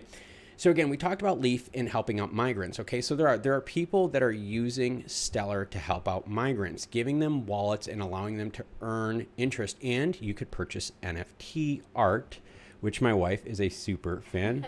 And Christopher, thank you very much. I totally appreciate that, Christopher. But my wife is a huge NFT fan. She believes in NFTs. My wife probably has the biggest NFT collection in the world of everyone. And Christopher, you're welcome. Heartfelt, you're welcome for me. I appreciate that. Thank you. Thank you. But yeah, Leaf is allowing it to where refugees can sell their NFTs. NFTs. You know, because my wife loves NFTs and they can earn money. So not only can we help people that are underbanked, but we can help them transitioning in worlds where their countries are being torn apart. So now you're looking at Stellar as a case use of inflationary hedge tool on a localized basis. Transitory, and we're talking immigration, and we're talking refugee. Ooh, war-torn countries. Case use, imagine just issuing wallets really quick, moving people over to USDC. I mean, for anyone out there that was listening, when it was Afghanistan that just fell recently again, right? I think when the U.S. pulled out. I'm sorry, it's just been such a long day. But yeah, when Afghanistan pulled out, the first thing that stopped working was the payment corridors. Yeah, Western Union. What? I don't know. It was, you know, seriously, my brain is fried. Seriously, from being up late with these dogs, it's killing me. But think about it, right? Whatever country it was that the U.S. just left after long, I think it was Afghanistan. I'm pretty sure it was Afghanistan. But anyways, when they left, the first thing that stopped functioning was Moneygram. Or I'm sorry, not Moneygram, was Western Union. You guys are going to kill me here. Was Western Union. Yeah. Get it together. Yeah, the payment corridors were the first things that stopped working. So now all of a sudden, all these people had, there was no access to that money from outside coming in, okay? With Leaf, okay? And this is why Tori, I had to give her a lot of credit because when she talked, she had a very heartfelt presentation of this, okay? Tori was saying how she was able to go and help these people on a ground level, and how this plan could be replicated by replicating wallets and replicating the technology to other areas. So now, on a humanitarian basis, what we can do is we could help people. And yeah, Afghanistan. See, it was Afghanistan because it's just been so long of a day. Let's see. So anyways, yeah, and I think that's really, really important. All right, I really do. I think it is so cool that that there are companies out there, right? Like especially Leaf, that is now helping refugees. So if you help a refugee out, you're gonna have a stellar customer for life, right? I mean, so not only are we helping people, but we're helping payment corridors. We're doing so much out there, all right, that is good for people. And my wife just went, like I said, we do have sick dogs. My big one's sleeping on the floor behind me. He's way down there. But yeah, we got two other ones that are really sick too, so she's going to go take care of them real quick. One of the other big things was Lightment in NFTs. Oh my gosh, yes, Lightment in NFTs. And that was huge. Frederick was brilliant to listen to. Brilliant to listen to, okay? Him talking about how NFTs and how Lightment and Stellar changed his life is huge. So for any of you out there, all right, any of you guys out there that want to do a project that you think could help the world, and even the local, right? What is it? Build local and solve global, or I think that's their premise of their program. I don't remember what it was called. I'm gonna have to look at it back so you guys don't yell at me. But I think it was like build local, solve global, something like that. But anyways, if you guys have a project, yes, below. But if you guys have a project that you think could benefit, right, the world, your local community, or a project out there, dude, hit up Stellar's Community Fund. I really want to do one so that I could get help getting the word out there for Stellar. I really do. I've seen how they've been struggling getting the word out there on a grassroots approach. I would love to help them out there, love to tie in with them with a community fund thing just for advertising. I don't want the money myself. I just want it for advertising. Let's see. We got Pete. Yeah, it's been a long week. Let's change it. And I got still more of a long week to happen, so I still got plenty of days left. Yes, Bob, Afghanistan. I know it's been such a crazy day, man. I'm just starting to wear out. Christopher Young says, hang in there. Chris, thank you for the support for other members on the channel. We are going to help each other on this channel. We're going to share information, and we're going to share just how we do in these chats, okay? One of the most brilliant things that I heard from Danelle Dixon was she said that out of anything else out there, the Stellar ecosystem and the Stellar family is here to help each other out. I'm here to help you. You're here to help me. Let's all use all of our skill sets together to build a stronger, more informed community. So, Chris, thank you for being positive and supportive of other members out there. I really believe that. I really, really do. Let's see. Khalid says, Bronx, XLM will change all of that. Yeah, it will. We got to get those wallet holders out there, and we got to get the word out there. Bob says it's open now. Yes, it is open now, but it was really scary when that first happened, that those payment corridors were the first things to shut down. And what was weird about that, I was watching a program about someone who does he runs a business out of Afghanistan, and he was based out of California. And he went to California for a trip for something, and then the Afghanistan problem happened, and he couldn't get back in. He was unable to send money to people, all right? He was unable to send money to people. And that's how we knew something was up. So with these digital wallets, that is going to stop that from ever happening again. No, Felix, you're good. You're good with the retracted. Just as long as we don't have like 100 retracted messages, man, we'll be good. Let's see. So Pete chimes in saying, I love that we're on the ground floor to invest in all this new technology. Probably won't see anything like this for another 1,000 years. It's really exciting, man. This is getting me back into it. This is like me back in the late 90s when I was a teenager getting into investing because of all the .com companies. I was really into all that kind of stuff. And this is what we're seeing now. We're seeing this global pandemic weird money shift get a bunch of us into investing.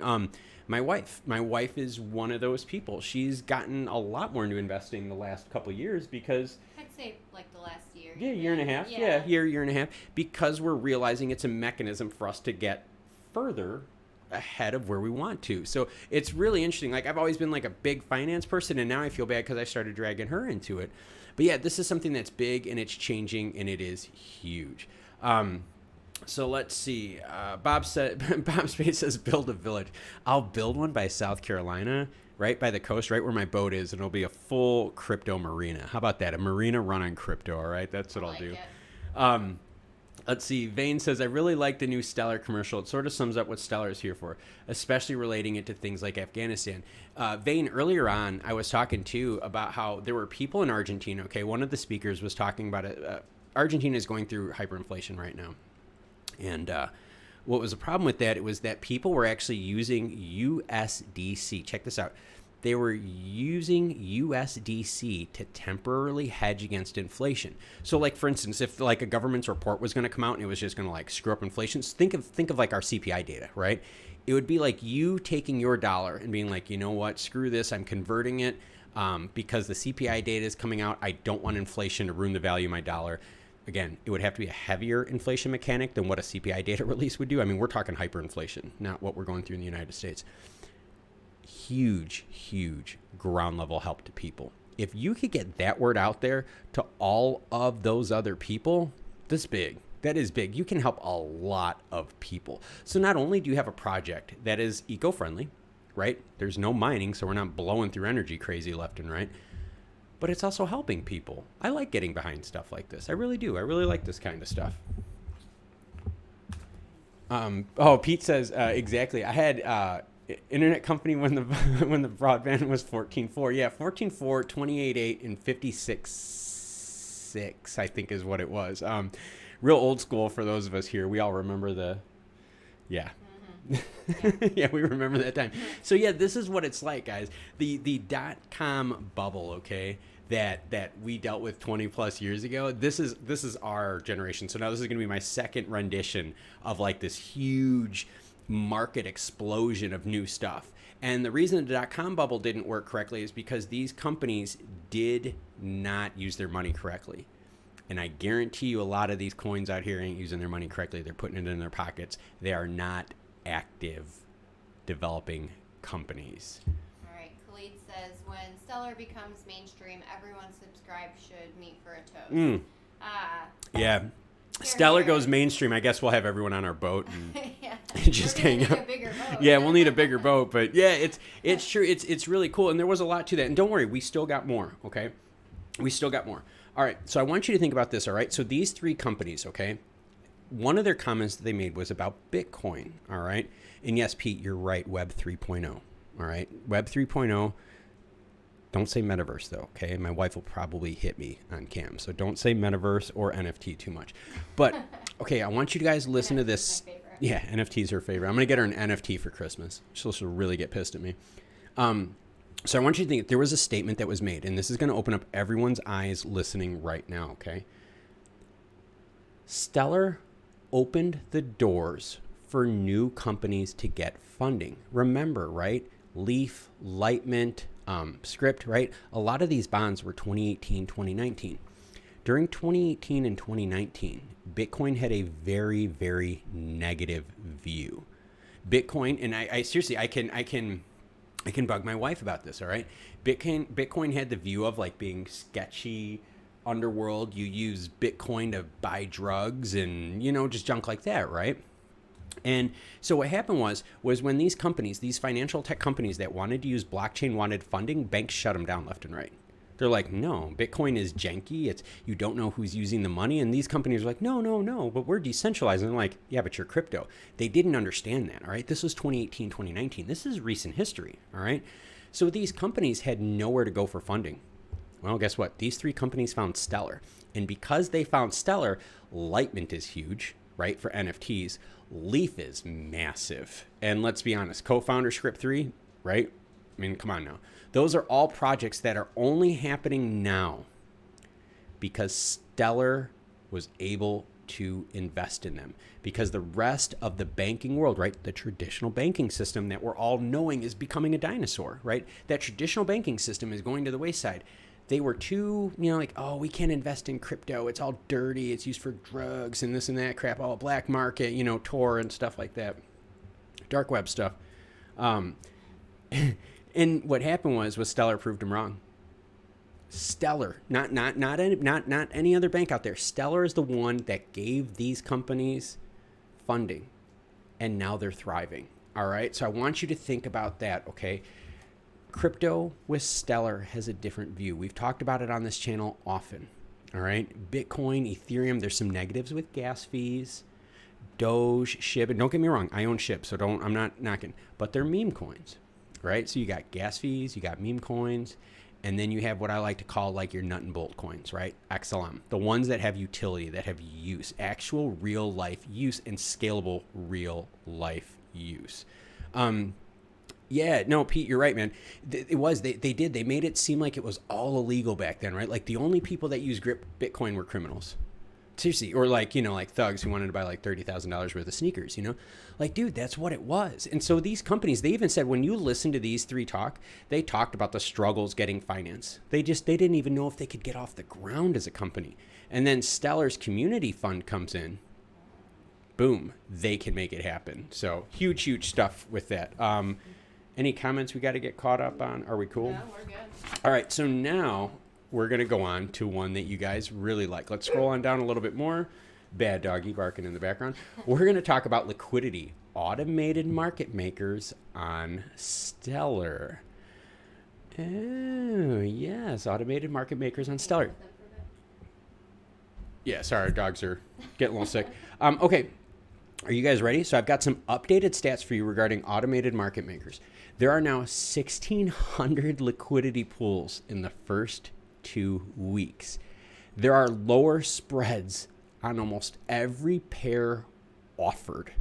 And by pair, like go say like USDC to XLM to Lumen swap, those pairs, okay? They're narrowing the gap of those, okay? So now if you want to exchange, all right, you can do it two ways. You can exchange through USDC, get your coin, go back to USDC, blah, blah, blah, okay?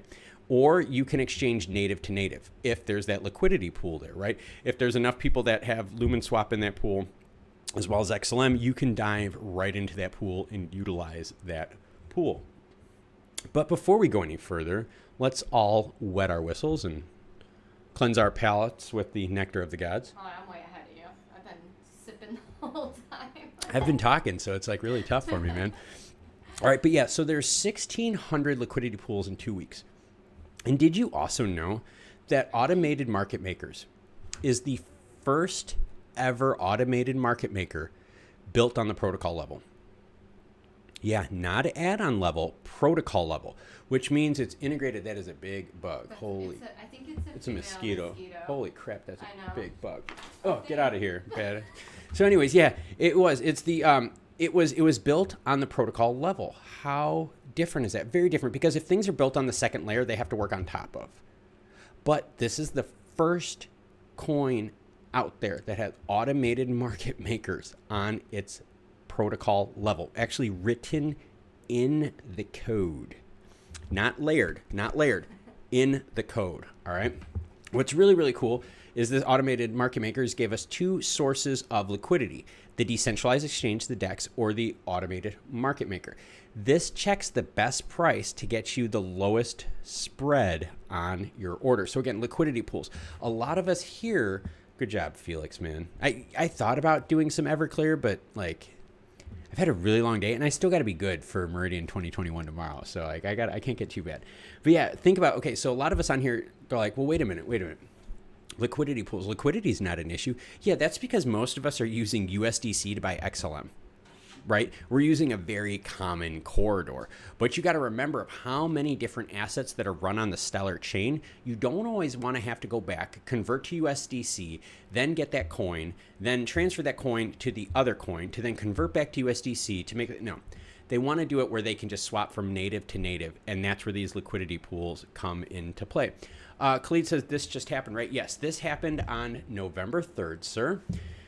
And let me see if I can get you. Let me see if I can get you some stats here real quick for that one, Khalid, because I'm gonna try to do this live where I had all this stuff. Overlies decentralized exchange volume. All right, so they have the ledgers for it, the trust lines, assets, markets, you name it. That is all found on Stellar Expert. All right, Khalid, and the dashboard is on Stellar Expert as well. Okay, when you look on here, all right, you want to go to stellar.org, and I'm going to do this just so that everyone sees. When you go to stellar.org, go all the way down at the bottom of the page, and you're going to see Dashboard and Ledger Explorer. All right. That's what you're looking for right here. That is going to give you the juicy bits. That's going to talk about native asset holders, balances, markets, and so forth. Because, oh, look at these. Look at the spread. See? And you guys, we could check on this stuff. We can check on the spread. All right. And we got Simon Lacey chiming in. Automated market makers is huge, no doubt. What's huge about it, okay, is, and they said this, okay, so when we talk about these wonderful people right here, okay, in this group, this liquidity automated market makers on Stellar, I don't remember if it was Justin or Phil that said it. And I apologize if, or maybe it was Dima. I don't know. I think it was the Ultra Stellar guy, Dima. He said that this is the first time that a protocol has gone into place with immediate effects. Think about that. All the other protocols, it took some time for things to happen, right? With this, think about it. In 2 weeks, they've already had $13 million deposited. That's crazy. That's awesome. I don't think they were expecting that kind of reaction towards these pools. One of the other things they said too, and I couldn't get the stat down in time because it was so friggin' fast how they said it, but I think they said like there was like 10% of people have allocations in 5 different pools. So not only are they a believer in automated market makers, they're a believer in all the different separate pools. Now, juicy nugget for everyone. You guys ready for the juicy nugget that they said? Guess what they're working on? Single-sided pools, single-sided liquidity. Yes, instead of having to provide a liquidity pair, they're working on where you only have to provide one side of liquidity. You know how huge that would be? Because then you don't have to worry about owning both sides of the pair and wondering if that pair is a very frequent transacted protocol. No, you could just dump one side and call it a day. Yes, they'll be working on that. So my guess is, and I'm not a pro at this, all right? I'm just a guy on YouTube, all right? So don't, you know. My guess is Protocol 19 might have something about that. It really makes me wonder if there's something about that where they're going to be able to offer single-sided liquidity in these liquidity pools with automated market makers. All right. Single-sided liquidity. Just a real quick. Yep. If you want the Stellar grant, you need to apply by November 21st, 2021. Yes, thank you, Jules, for bringing that up. Yes, it is November 21st. Jules, is that a Sunday? Because I thought the last grant that the last community fund round was ending on a Sunday too. Would this one be a Sunday too? I think. I'm trying to think. Is it Sunday? I think it might be Sunday. But anyways, yes. So then, Bob, you are right. No more spreads. Working on minimizing the spreads. What's also really important, okay, is this spread goes on another level than just token to token. I want you to think of the spread in this way too. What if I want to buy token X and I want to trade it for token Y? The only problem is token Y is held by someone who, right, that was bought through a different currency, blah, blah, blah. You start talking about all these different crazy pathways and ramps. Liquidity pools are going to just cut right into it. It's going to make it so much easier, and it's going to automatically find the best price action for you. That's the key.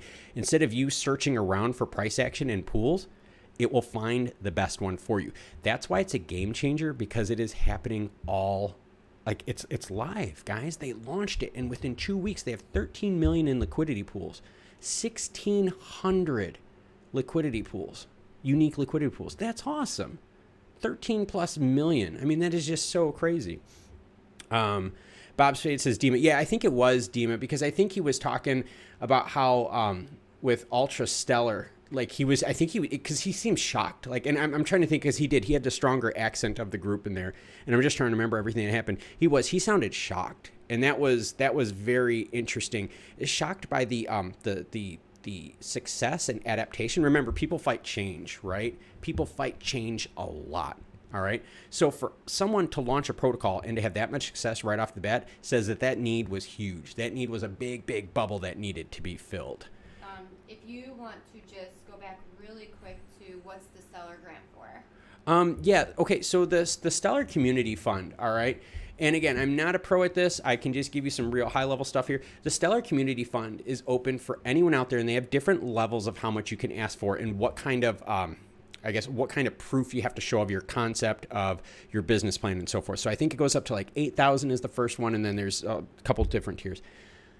It's for anyone that wants to develop a program that can improve the lives of someone and using blockchain, decentralized apps, blockchain technology, you name it. I will give you guys an example, all right, of what a good program would be, all right, to run on Stellar, all right? Think of a community program. Think of a community rewards program, right? Think of when you go to your favorite sports store, right? If you buy $100, you get $10 off, right? If you buy this, think of running those promos through blockchain.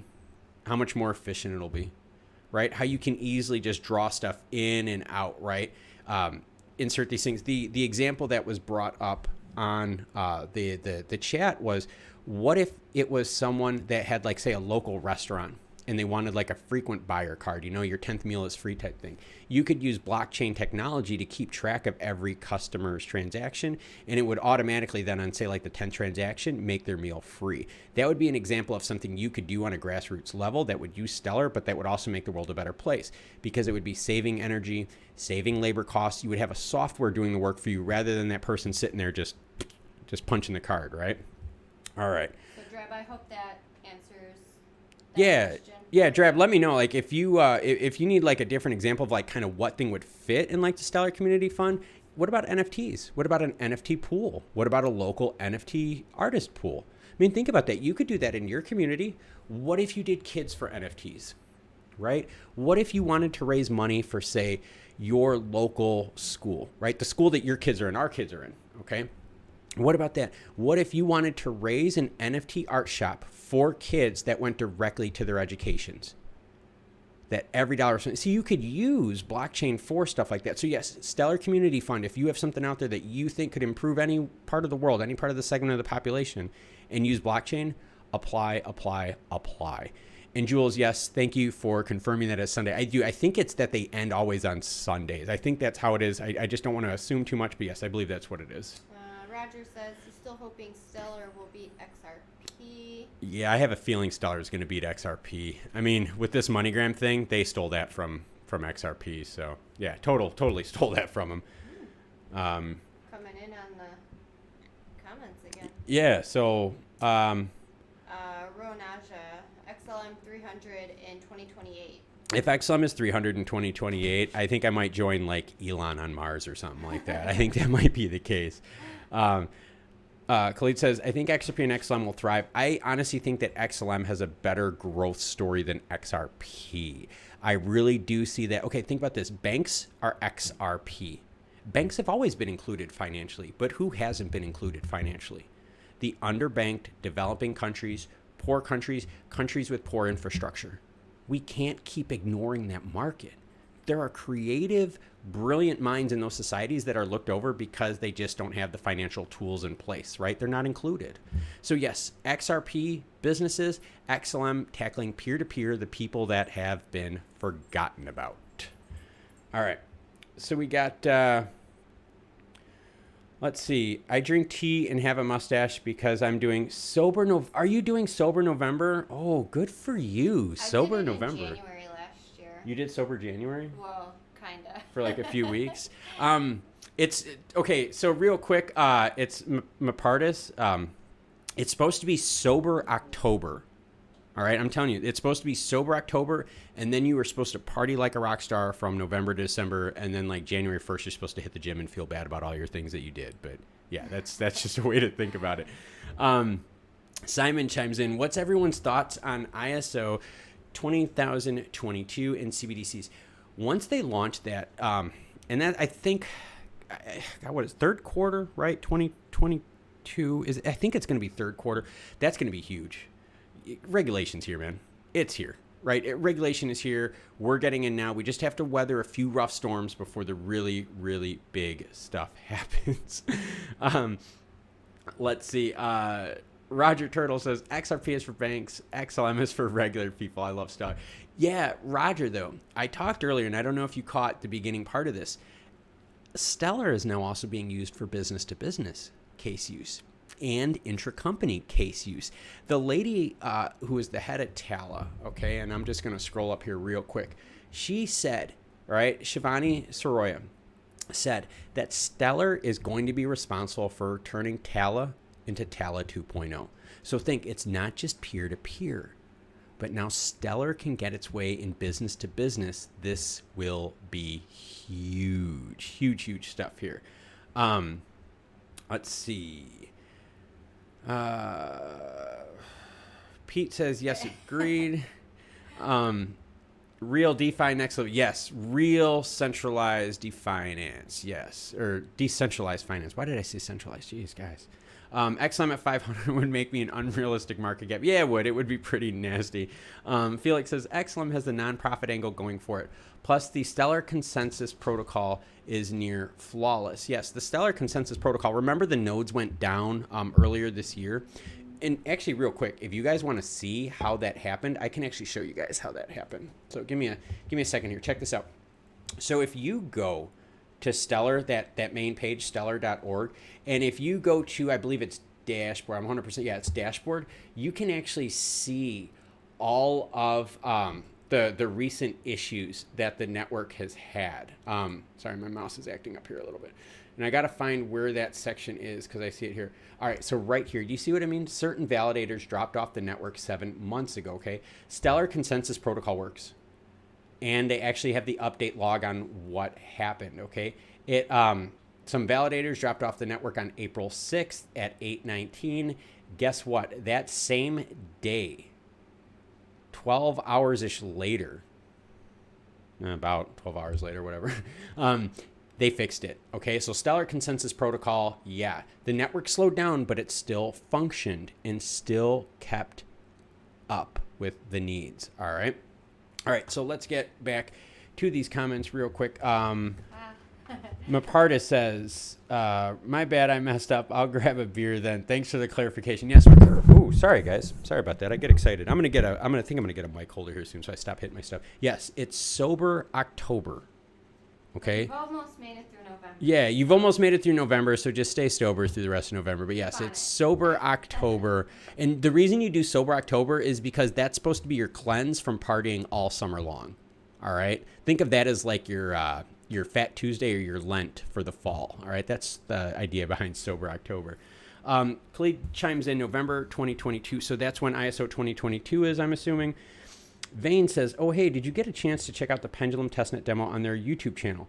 I have not gotten a chance to check it out. I have been so enthralled with this stuff lately and the deep dives. I have spent so much time regarding this stuff. It is crazy. Let's see, what else did I have regarding automated market makers, blah, blah, blah. I think I'm pretty good on automated market makers and liquidity pools. So now let's get down to the last segment of what happened at the event. And it was the fireside chat. And I'm sure you guys want to know what happened here the most because we've got a few rock stars, all right, that attended or that were in attendance. Jesus. All right. So this section here had Danelle Dixon, Jed McCaleb, who we learned has a brother named Jeb. And Jeb was the originator of the XRP chain, not Jed. Wink, wink, nudge, nudge. No, that's not really the story. But that's what we said in the chat, and it was kind of a good one. I may have to get the dogs. Yeah, bad dogs. Yeah, if you want to check on them quick, I can man this super fast. Okay, so let's talk about the fireside chat, all right? Jed talked about how Stellar can stay relevant, all right? And we talked about this on this channel, okay? Stellar has to stay relevant in order to keep up and surpass with the market, all right? And here's what I mean by that. When the dot-com bubble burst, a ton of companies did the same damn thing. They spent a ton of money on advertising, and they didn't know where their revenue was going to come from because they were riding the dot-com wave, and all they thought was they just had to outlast their competitor. And it was a game of financial hot potato, okay, and market share hot potato, all right? That is what happened in the dot-com bubble. Jed was saying the same thing. He sees what all of us are seeing on this channel, all right? Is that there's a flood of crap out there on the market, a flood of crap tokens, a flood of coins that are so expensive to transfer money on, and that's their use. Like seriously, like what is Ethereum's use? Like, you know what I mean? Like if you have to pay that damn much in gas fees, For my Decentraland fans out there, what about that? What about the gas fees you had to pay with that? That got nuts, man. So what Jed was saying is that Stellar has to stay relevant. And how do you stay relevant right now in this fintech world? And it is innovation and relying on your ecosystem, okay? In innovation, we've talked about a lot on this channel, okay? Stellar is innovating with so many different programs out there, okay? Whether they're peer-to-peer remittances, NFT-based, okay? I mean, we know what they are. I'm not going to keep repeating them over again, but you guys know what I'm talking about. But the innovation is there, but they have to stay innovating, okay? And if you guys caught the other live stream I had, the really, really technical, gritty, funky live stream that we had, they need more of this organic month-over-month asset holder growth, okay? That's where I kept hammering them. I kept hammering them on exactly that. You could see in the comments, if you go back on the presentation, you will see in the comments where I've asked plenty of times about asset holders and growing and organic growth. I was very vocal in Meridian, very, very vocal. I told them about, hey, you need to start onboarding people stronger. You need to start giving us dates on glide paths. I didn't get much of an answer, let's put it that way, but maybe that wasn't the right place for it. But I was not shy to call them out and say, hey, we start needing some concrete. And not in a negative way, but look, I'm sorry, the rubber needs to meet the road. We need to start seeing some hard deadlines, and we need to start seeing if you can make them or miss them. All right, that's how business works. Training wheels come off, guys. 2022, the training wheels come off. We hit the ground running. Stellar needs to separate themselves. So yes, what Jed was saying, innovation and rely on the ecosystem. And this is what I took out of this, okay? And this is where I think the biggest part of this right here. Relying on the ecosystem. We're the ecosystem, guys. We are. We're the ecosystem, okay? If I go, all right, to Stellar's page. Let's not get any sound there. If I go to Stellar's page, right? Look at their views. 605 views, 624, 473, 501, blah, blah, blah. There's nothing big. There's nothing juicy. Yeah, they got one that has 5,000 views from 2 years ago, right? But the network, the community, the ecosystem, okay? The Stellar ecosystem is us. Our way of helping the Stellar ecosystem is we have to help this. We have to use our growth, our leverage on the YouTube network to help them get the word out. They are not doing a good job with that, okay? They have a brilliant ecosystem of people that use their chain, because remember, it's an open source chain. So with it being open source, people are allowed to collaborate. It's a huge collaborative environment, and that's what we want to do here. So with relying on the ecosystem, I rely upon you guys to give me feedback. Klaus, your mic sucks. Okay, cool, I'll get a new one. Klaus, your camera sucks. Cool, I'll get a new one. Hey, make your intros a little shorter. Consider it done. Okay, see what I'm saying? So the whole idea in relying on the ecosystem is relying upon the end user. My end user is you guys. I have to please you. If I make my channel to please me, I fail. If I build my channel to please you, I win. That's why I ask you guys so much. That's why when you look at the community tab, I don't know where the heck community tab is. I think I just lost it for a while here. But yeah, when I look at my community tab on my page, okay, there's a reason why I'm active here. There's a reason why I shout out British fans. There's a reason why I'm showing you guys little tidbits and nuggets of future projects I got going. Because this ecosystem is stronger if we work together.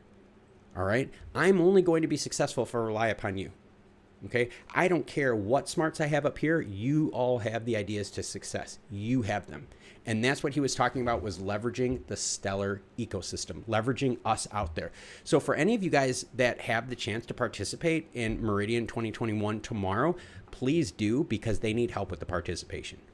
They need help with more active users out there on in these events like this, okay? So that goes to innovations in ecosystems. Danelle Dixon was really, really sharp on this. Growing with ecosystems quickly enough, all right? The concern for her was being fast enough. Yeah, it was being fast enough. Because think about this. If you aren't quick in this world, someone else will sign you up, right? And that's actually why Stellar opened up the extra 1.5, oh God, I hope I'm not saying this right. I thought it was 1.5 billion or whatever. They opened up an extra amount of funding specifically for fast funding projects of remittance-based companies. They understood that in order to win in this economic world, we have to be fast. So they opened up that special money portal to help any remittance-based projects instantly. All right. So they are understanding right away that they need to be fast. They need to stay innovative, and they have to rely on their ecosystem. The other thing that she said that was a big, not a pain, because that has a very negative connotation, but something that they're trying to work on right now is regulators, all right, and regulations. She mentioned several times that they have a team member that is working right now with the Presidential Crypto Summit and Finance Summit on crypto regulation and crypto background stuff. Yes, Stellar has a representative from their team consistently working with Biden's team. All right. Politics aside, don't care about that. It's the idea that Stellar is working with the presidential team. All right. Who else has representatives working with the team? Yeah. See my point? All right. So there's an interlaced theme going on in here. Let's see. The other thing that Danelle said was that paths and timelines are really tough. She said that right now, the thing with MoneyGram that's holding them back is the fact that there are so many different rules regarding assets in these countries, okay, and transferring assets from one country to another country. Some countries you aren't allowed. Some countries you're not allowed to send USD because there are bans on USD. So that makes a huge, huge difference. Let's see, what else? They want to see more remittance programs. They want to see more peer-to-peer marketplaces. When they talked about people that are going to do the Stellar Community Fund, they said they would be huge on people that want to develop gaming microtransaction technology. I want you to think of all the Battlefronts, the Battlefields, the Fortnites, and all that stuff. If Stellar could get involved on the NFT level with a game and NFT products with the game and have a game's tradable marketplace, Stellar, are you listening? If you can tie in with an indie game developer and create an NFT marketplace tied to a game where people have the opportunity to earn, sell, and create NFTs, maybe player skins, gun skins, and so forth, customizable skins, you can now get Stellar onboarded to a younger gaming generation and turn Stellar into a household name for younger people out there. That is how you grassroots grow. So Stellar, if you are listening, or if someone is out there listening that is really big in Stellar community funds, make a game or attach to a game a Stellar NFT system. Food for thought for everyone else out there. Let's see. The other thing, too, that they said Stellar could really be used for in the future was payroll use and gig workers or transient workers, all right? Workers that travel a lot. Or if, we have workers that work overseas, okay? A lot of contractors work overseas. Payment is tough for them, especially when these borders are tough, all right? Especially in the Middle East, we know about the border problems that they had there with all the internal turmoil. So if we have a wallet system, you will still be able to pay people without worrying about traditional ACH systems being shut down. All right, let's see. And real quick, one of the big bits here is Jed actually said, and they asked him, is XLM a fork of XRP? And he said no. He flat out said XLM is not a fork of XRP, so that should put everything to bed, to rest regarding that. One of the other things they talked about too, Abra. I don't know how many of you guys watch the Abra stuff or follow Abra. They said give it time. Abra is responsible for their products that they are releasing. Even though they were funded with Stellar, they are responsible for their products. There's not much Stellar can do. That is on Abra. So you could sense a little bit of frustration with them regarding Abra, but not every project's going to hit a home run right off the bat. That's why you cast a bunch of fishing lines. All right. Let's see. They also said that their foundation has tons of lumens left. They have tons of lumens left in their fund to pay for their ops, as well as continual development and community development. All right. They also said that as of right now, they said when they were doing this, is that they are working with Ukraine on crypto infrastructure. They're getting crypto infrastructure in place first before any big announcements happen, so they are ready to hit the ground running. So just because we haven't heard anything with the Ukraine lately doesn't mean they're not working on it. Infrastructure being worked on right now with the vote in 2022. All right, let's see here. They are also working on sustainability.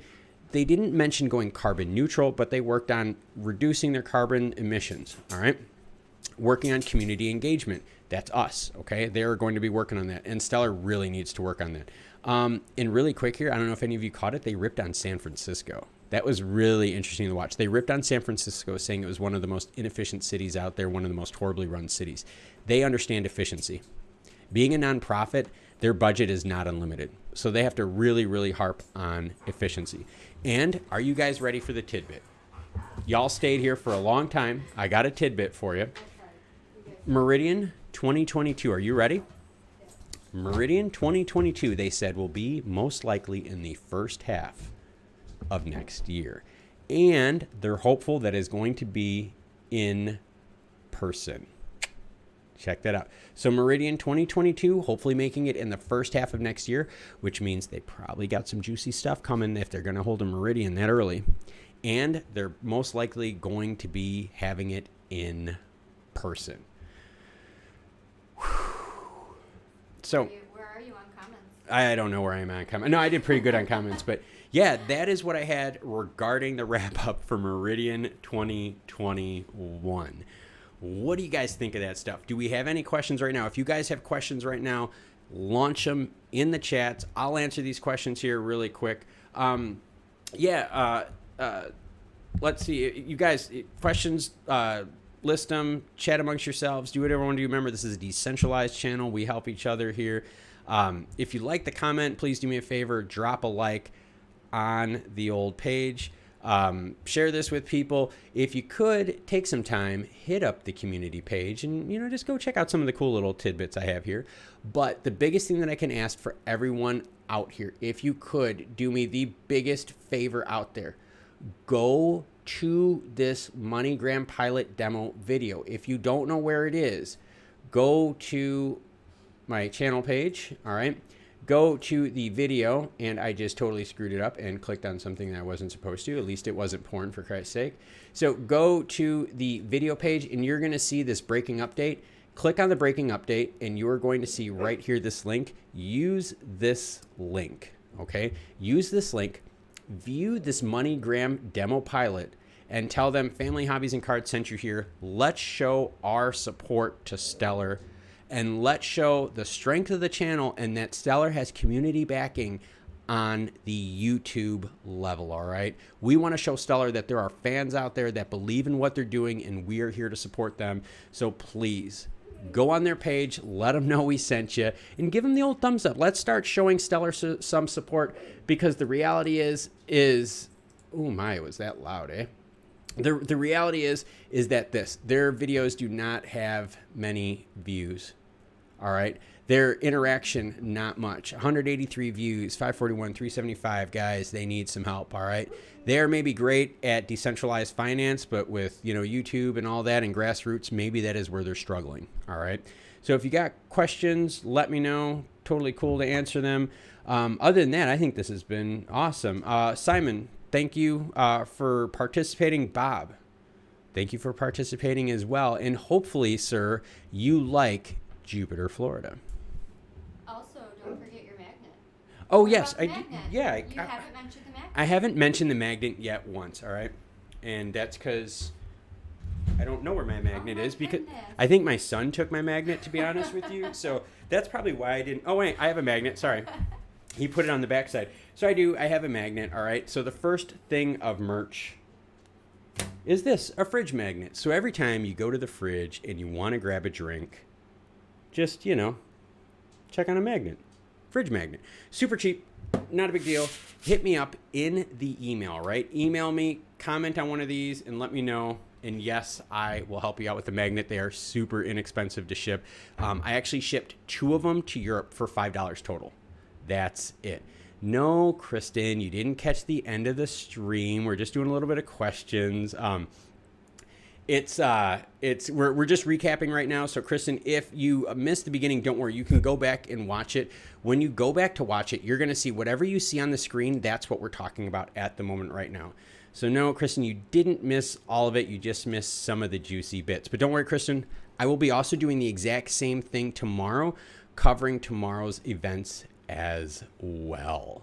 All right. So we got Mapartis saying they really need to step up their game on the marketing side. That is totally true. Yes, their marketing side of things is horrible. Their grassroots approach to things is junk. All right. Like, I get that they have, think about this. Okay. So if you go to look at this video, you see 0 comments. That doesn't tell you that it's engaged. Why would you have your comments turned off or no show? No, come on, just go out there, have it, right? Be open, work with people, all right? So yeah, totally important. Just something they need to work on is marketing. So for Jules, if you were looking for the video, okay, if you were looking for the video, you could go to Stellar Development Foundation's page and you could look at this one, MGI Pilot Demo, okay?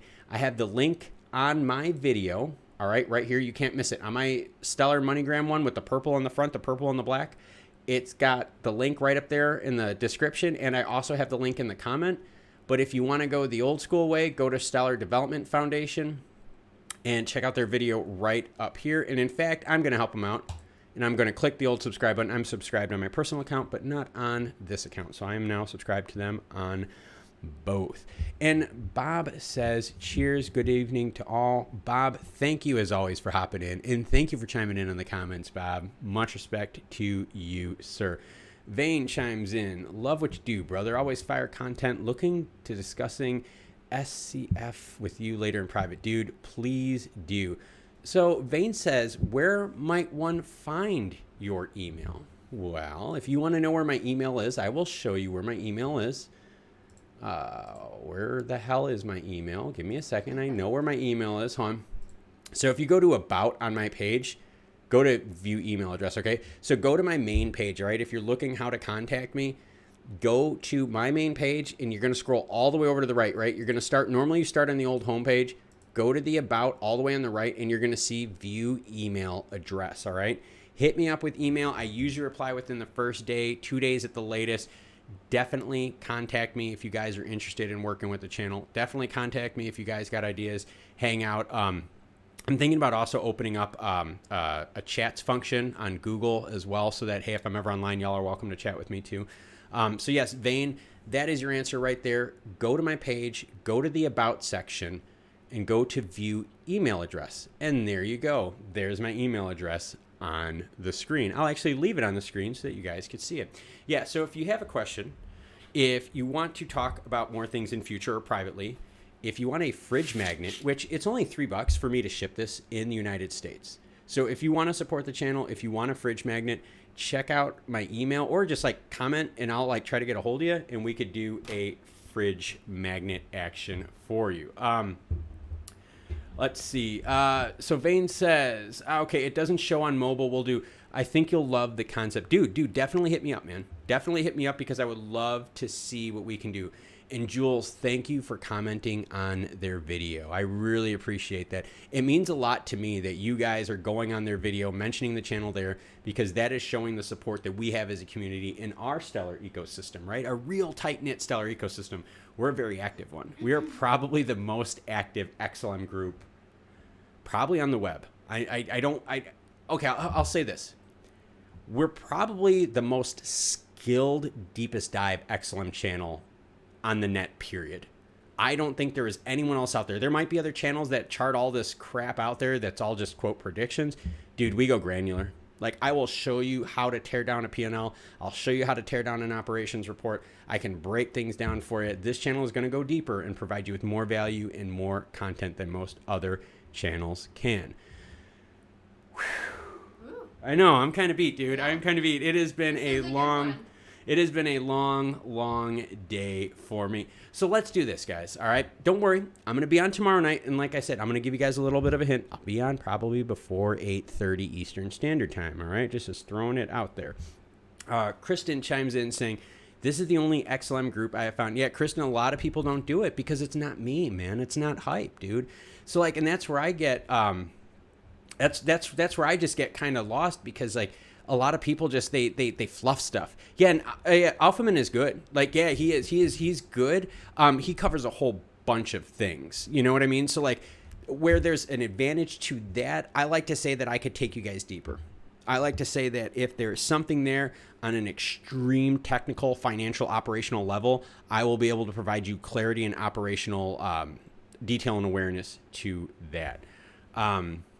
Jules chimes in. On this hype videos, a lot of the people in the comment section are complaining about losing their money. Yeah, I mean, No, Jules, I got you. Don't worry about it. No, it's true. And that's the problem. You can't hype stuff. You just got to talk facts, right? You got to talk facts. You got to talk education. And you have to let people make their own decisions themselves. Don't ever tell people what they should do. You know what I mean? Just tell people about, you know what I'm saying, right? Let's see. Ask Me About It says Stellar is up 5% right now. Let me just take a quick look at that. Yeah, hey, I'm making a little bit of a rebound here. So I guess my 2,000 coin pickup earlier is going to pay off quite well. Gold dipped down just a little bit. Bitcoin is up too. You guys see Bitcoin broke 60,000 again. And I think that's kind of what we're seeing right here too. So if we could see Bitcoin pulling up on another bull run, we will be okay. Alphanumeric has interesting things to say. Yes, alphanumeric does, Kristen. No, you're right. Autocorrect is horrible. But the to the moon thing, you got to remember though, okay? A lot of people that are like on YouTube, and I'm just making a generalization. They are trying to do anything they can to get attention.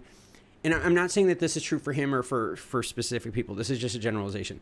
They're doing it to try to get attention because they really feel that they need to show their value above and beyond others. The best way to do that is just provide like legit deep content. Give people what they want. I was so nervous about giving you guys those deep dive videos that like people would be pissed at them and like totally turn off the channel. Instead, just the opposite. People lit me up with comments like, yo, do more of that. Like, we like this, do more. So don't be afraid of that. And Kristen, remember, you and I have to talk, all right, about the channel that you want to do. So Kristen, for you, all right, this message is for you specifically.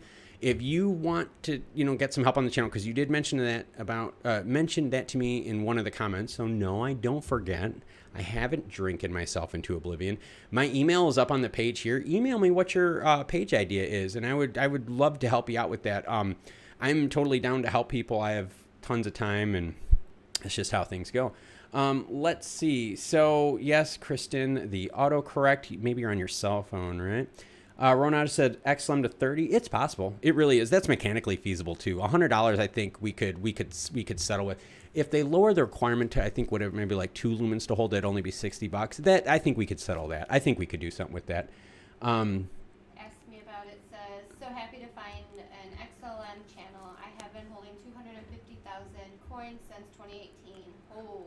Yeah. Well, Ask Me About It. I'm so glad you found the channel. We're over 200 videos deep in this channel. God, like 160, 170 in crypto. We do other stuff too. I haven't done any peripheral content in a while. I'm thinking of dumping that over on another channel just to keep this one cleaner. But yeah, just stuff I'm working on. But yeah, thank you about finding the channel. Ask Me About it. That's cool stuff. I like that. Kristen says, yeah, To the Moon makes the mool on YouTube. It does. So my wife and I thought about it this way, right? All I have to do is go to the moon and open a fans only. All right, so that's going to be my business model. It's going to be Stellar to the moon, and I'm just going to drop clothes right here and go fans only on everyone. All right, that's going to be my business model going forward. But Kristen, no, it's true. There's a lot of people out there that believe they have to hype to make themselves important. And the more you have to hype yourself, that usually tells me the less that you have. And I'm not talking about Alpha Men. I'm not going to talk bad about other channels. That's not my thing. But you just have to remember, all right, what is the detail that they're giving you, or is it all just fluff? All right. Let's see. Maparta says, I think a realistic Xlm price for 22 would be around 250. Yeah, that's true. That's true. I think it'd be it's a little high at the end of the year, but man, if regulation happens, hedge funds start dumping money into it and corporations start dumping money into it as having like native token as holdings. Ooh, I like that. Let's see. Joe Dapro says, regardless of hype, excellent to the moon. Yeah, rock on, man. I got you. Don't worry about it. Have a good night. You have a good night too, Joe. Thank you for chiming in. Ask me about it. Thumbs up. Dude, I got you, man. Don't worry about it. And Kristen says, I am on my phone. Can't read your email, but I will find it. Kristen. Can we put it in the comments? My wife can put it in the comments because she has a free hand. I do have a free hand. So I'm going to show my wife a trick real quick because she's on a whole separate PC right now, so she's not going to mess up our interface. So what you do is you go to, oh, that's not the trick I wanted to show you. Boy, if you guys could see what we're looking at on this screen right now, that is some raunchy stuff, all right? Let's see here. She clicked on the wrong porno tab. All right. So if you want to copy and paste off of the About section. So yeah, for anyone, if you want to get a hold of me, all right, there you go. For anyone that wants to get a hold of me, again, go on to my YouTube page, my main page right here. You can see me and my son hanging out in the woods. Yep, having some fun. Go all the way over to the About section. And if you scroll down, you're going to see a thing. That wasn't supposed to happen. You're going to see a thing for business inquiries, say familyhobbiesandcards@gmail.com. Look for that. Email me. Just copy it and then go back. Did you copy it? Pretty sure I did. Copy it and then come up in here and then bam, look at that. Bam, there you go, Kristen. That is the email for you. So yeah, and Simon says sent you an email, Klaus. Yeah, guys, I'm not gonna be. I'll be totally honest. I'm gonna shut down after this and just kind of chill out for the night because I know I'm gonna have to take care of sick dogs all night again. So I won't answer any emails tonight, but I will gladly answer them tomorrow as I'm chiming and chomping through stuff. Kristen chimes in and says, Alphaman is good info too. I do listen to him occasionally and I'm subscribed. No, it's good info. It is good info. It's just, it's how people present themselves, right? And that's how he feels comfortable and that's good for him. So, I mean, like, you know what I mean? Totally cool, right? So just remember, everyone out there has a different skill set. I am extremely mathematically, finance, operationally savvy. I have a very, very crazy skill set regarding that. I'm a huge Lean Six Sigma person. All right. If y'all are Lean Six Sigma people, I am your guy. Okay. So I use my background to help me with these videos, to help me present information about stuff. If I can interrupt you for just a minute. Yeah, go for it. Just say a big thank you to Ask Me About It. Yeah. Ask me about it. Thank you for the donation on the channel. I totally appreciate that. Dude, totally cool, man. I like this kind of stuff. This is what we're all about. We're all about a decentralized community, helping each other out. This is the big stuff. This is how all of us are going to get better and going to get stronger. Because what I'm going to do, okay, is I'm going to ask you guys for help. I'm not the best coding out there, okay? I'm not a coding guy. I'm a business guy. All right? So if I could find someone who's got some coding skills and I can work with you, I bet you we could develop something and utilize the channel and utilize a bunch of the assets and resources that I have to make some things happen. So just throwing that out there. If anyone out there is into coding, wants to work with me on something, I'm open for it. I think my wife wants to keep me busy, so if she knows that there's someone out there that could keep me busy, him. Yeah, do that. So ask me about it. Sincere thank you, man. Thank you. It's very rewarding to see something like that up on the screen because I've been putting in tons of hours regarding this. These deep dive videos I've been doing lately, with all these organic charts here, I had to actually build all these and build the data for all of these by hand by extrapolating linear cumulative data, and I had to break it down into month over month data, to which then I combined it to year over year and segment over segment. So thank you for that. It means a lot to me. And the thank yous mean a lot to me too. That's and it makes the day fun. Rewarding. I like that kind of stuff. And Kristen, thank you for the pups. We are struggling. I think they have the flu or something because it has been nonstop for like a week. So yeah. And the email, the email is an easy one. It is Family Hobbies and Cards, plural, just like the name of the channel, at gmail.com. When you guys are, when you're sending me, make sure you let me know the name that you're sending me, because your email name might show up different than your username on these chats here, okay? So just let me know who you are, like by username, so that way I know who the heck I'm talking to. Let's see. And yes, we hope the dogs are okay too. We are on, I think, over a week now of flu? I think it's like today is a week. Today is a week, yeah. It's been nonstop. We had our oldest dog got really sick. I had to take him to the vet. We thought it was, he's got problems that he's having. But then our puppy got sick and then passed it to our other dog. And we have been nonstop. We are waking up pretty much every 2 hours at night with dogs needing to go out because they'll make a mess. Yeah, it's fairly exhausting. It's horrible. Aparta says, it's very comforting to know that other people are XLM fans. I feel like we don't have enough channels like yours that are dedicated to XLM. Well, I hope there's not a lot of channels dedicated to XLM, because then I wouldn't be so cool. No, I can withstand the test of time. Unlike a lot of meme channels out there, I will stand the time of the YouTube bubble. All right. When the YouTube bubble breaks, right, and a lot of people bail because they're just not making it, don't worry. This channel will stand the test of time. And this channel will be hanging out with you guys, drinking wine, talking crypto, and talking everything stellar. I like it. So with that, I'm going to end the stream tonight because I have been doing this non-stop now for about 12 plus hours straight. Holy crap, I've been doing it for way longer than 12 hours. It's 10:30 right now. Oh my God. Yep, so we're going to do that. We're going to end the stream now so I can get some rest, hang out with the dogs, take a walk with them in the backyard, get them some meds. We're going to live stream again tomorrow. Don't worry. I'm going to be on a little bit earlier. So Kristen, if you want to hop on, we're doing it again tomorrow. Feel free to ask questions. And remember, if you missed any of this live stream, it is going to be in the live stream folder, and you're welcome to go back. And if you have questions, yo, hit me up. I'm totally cool with it.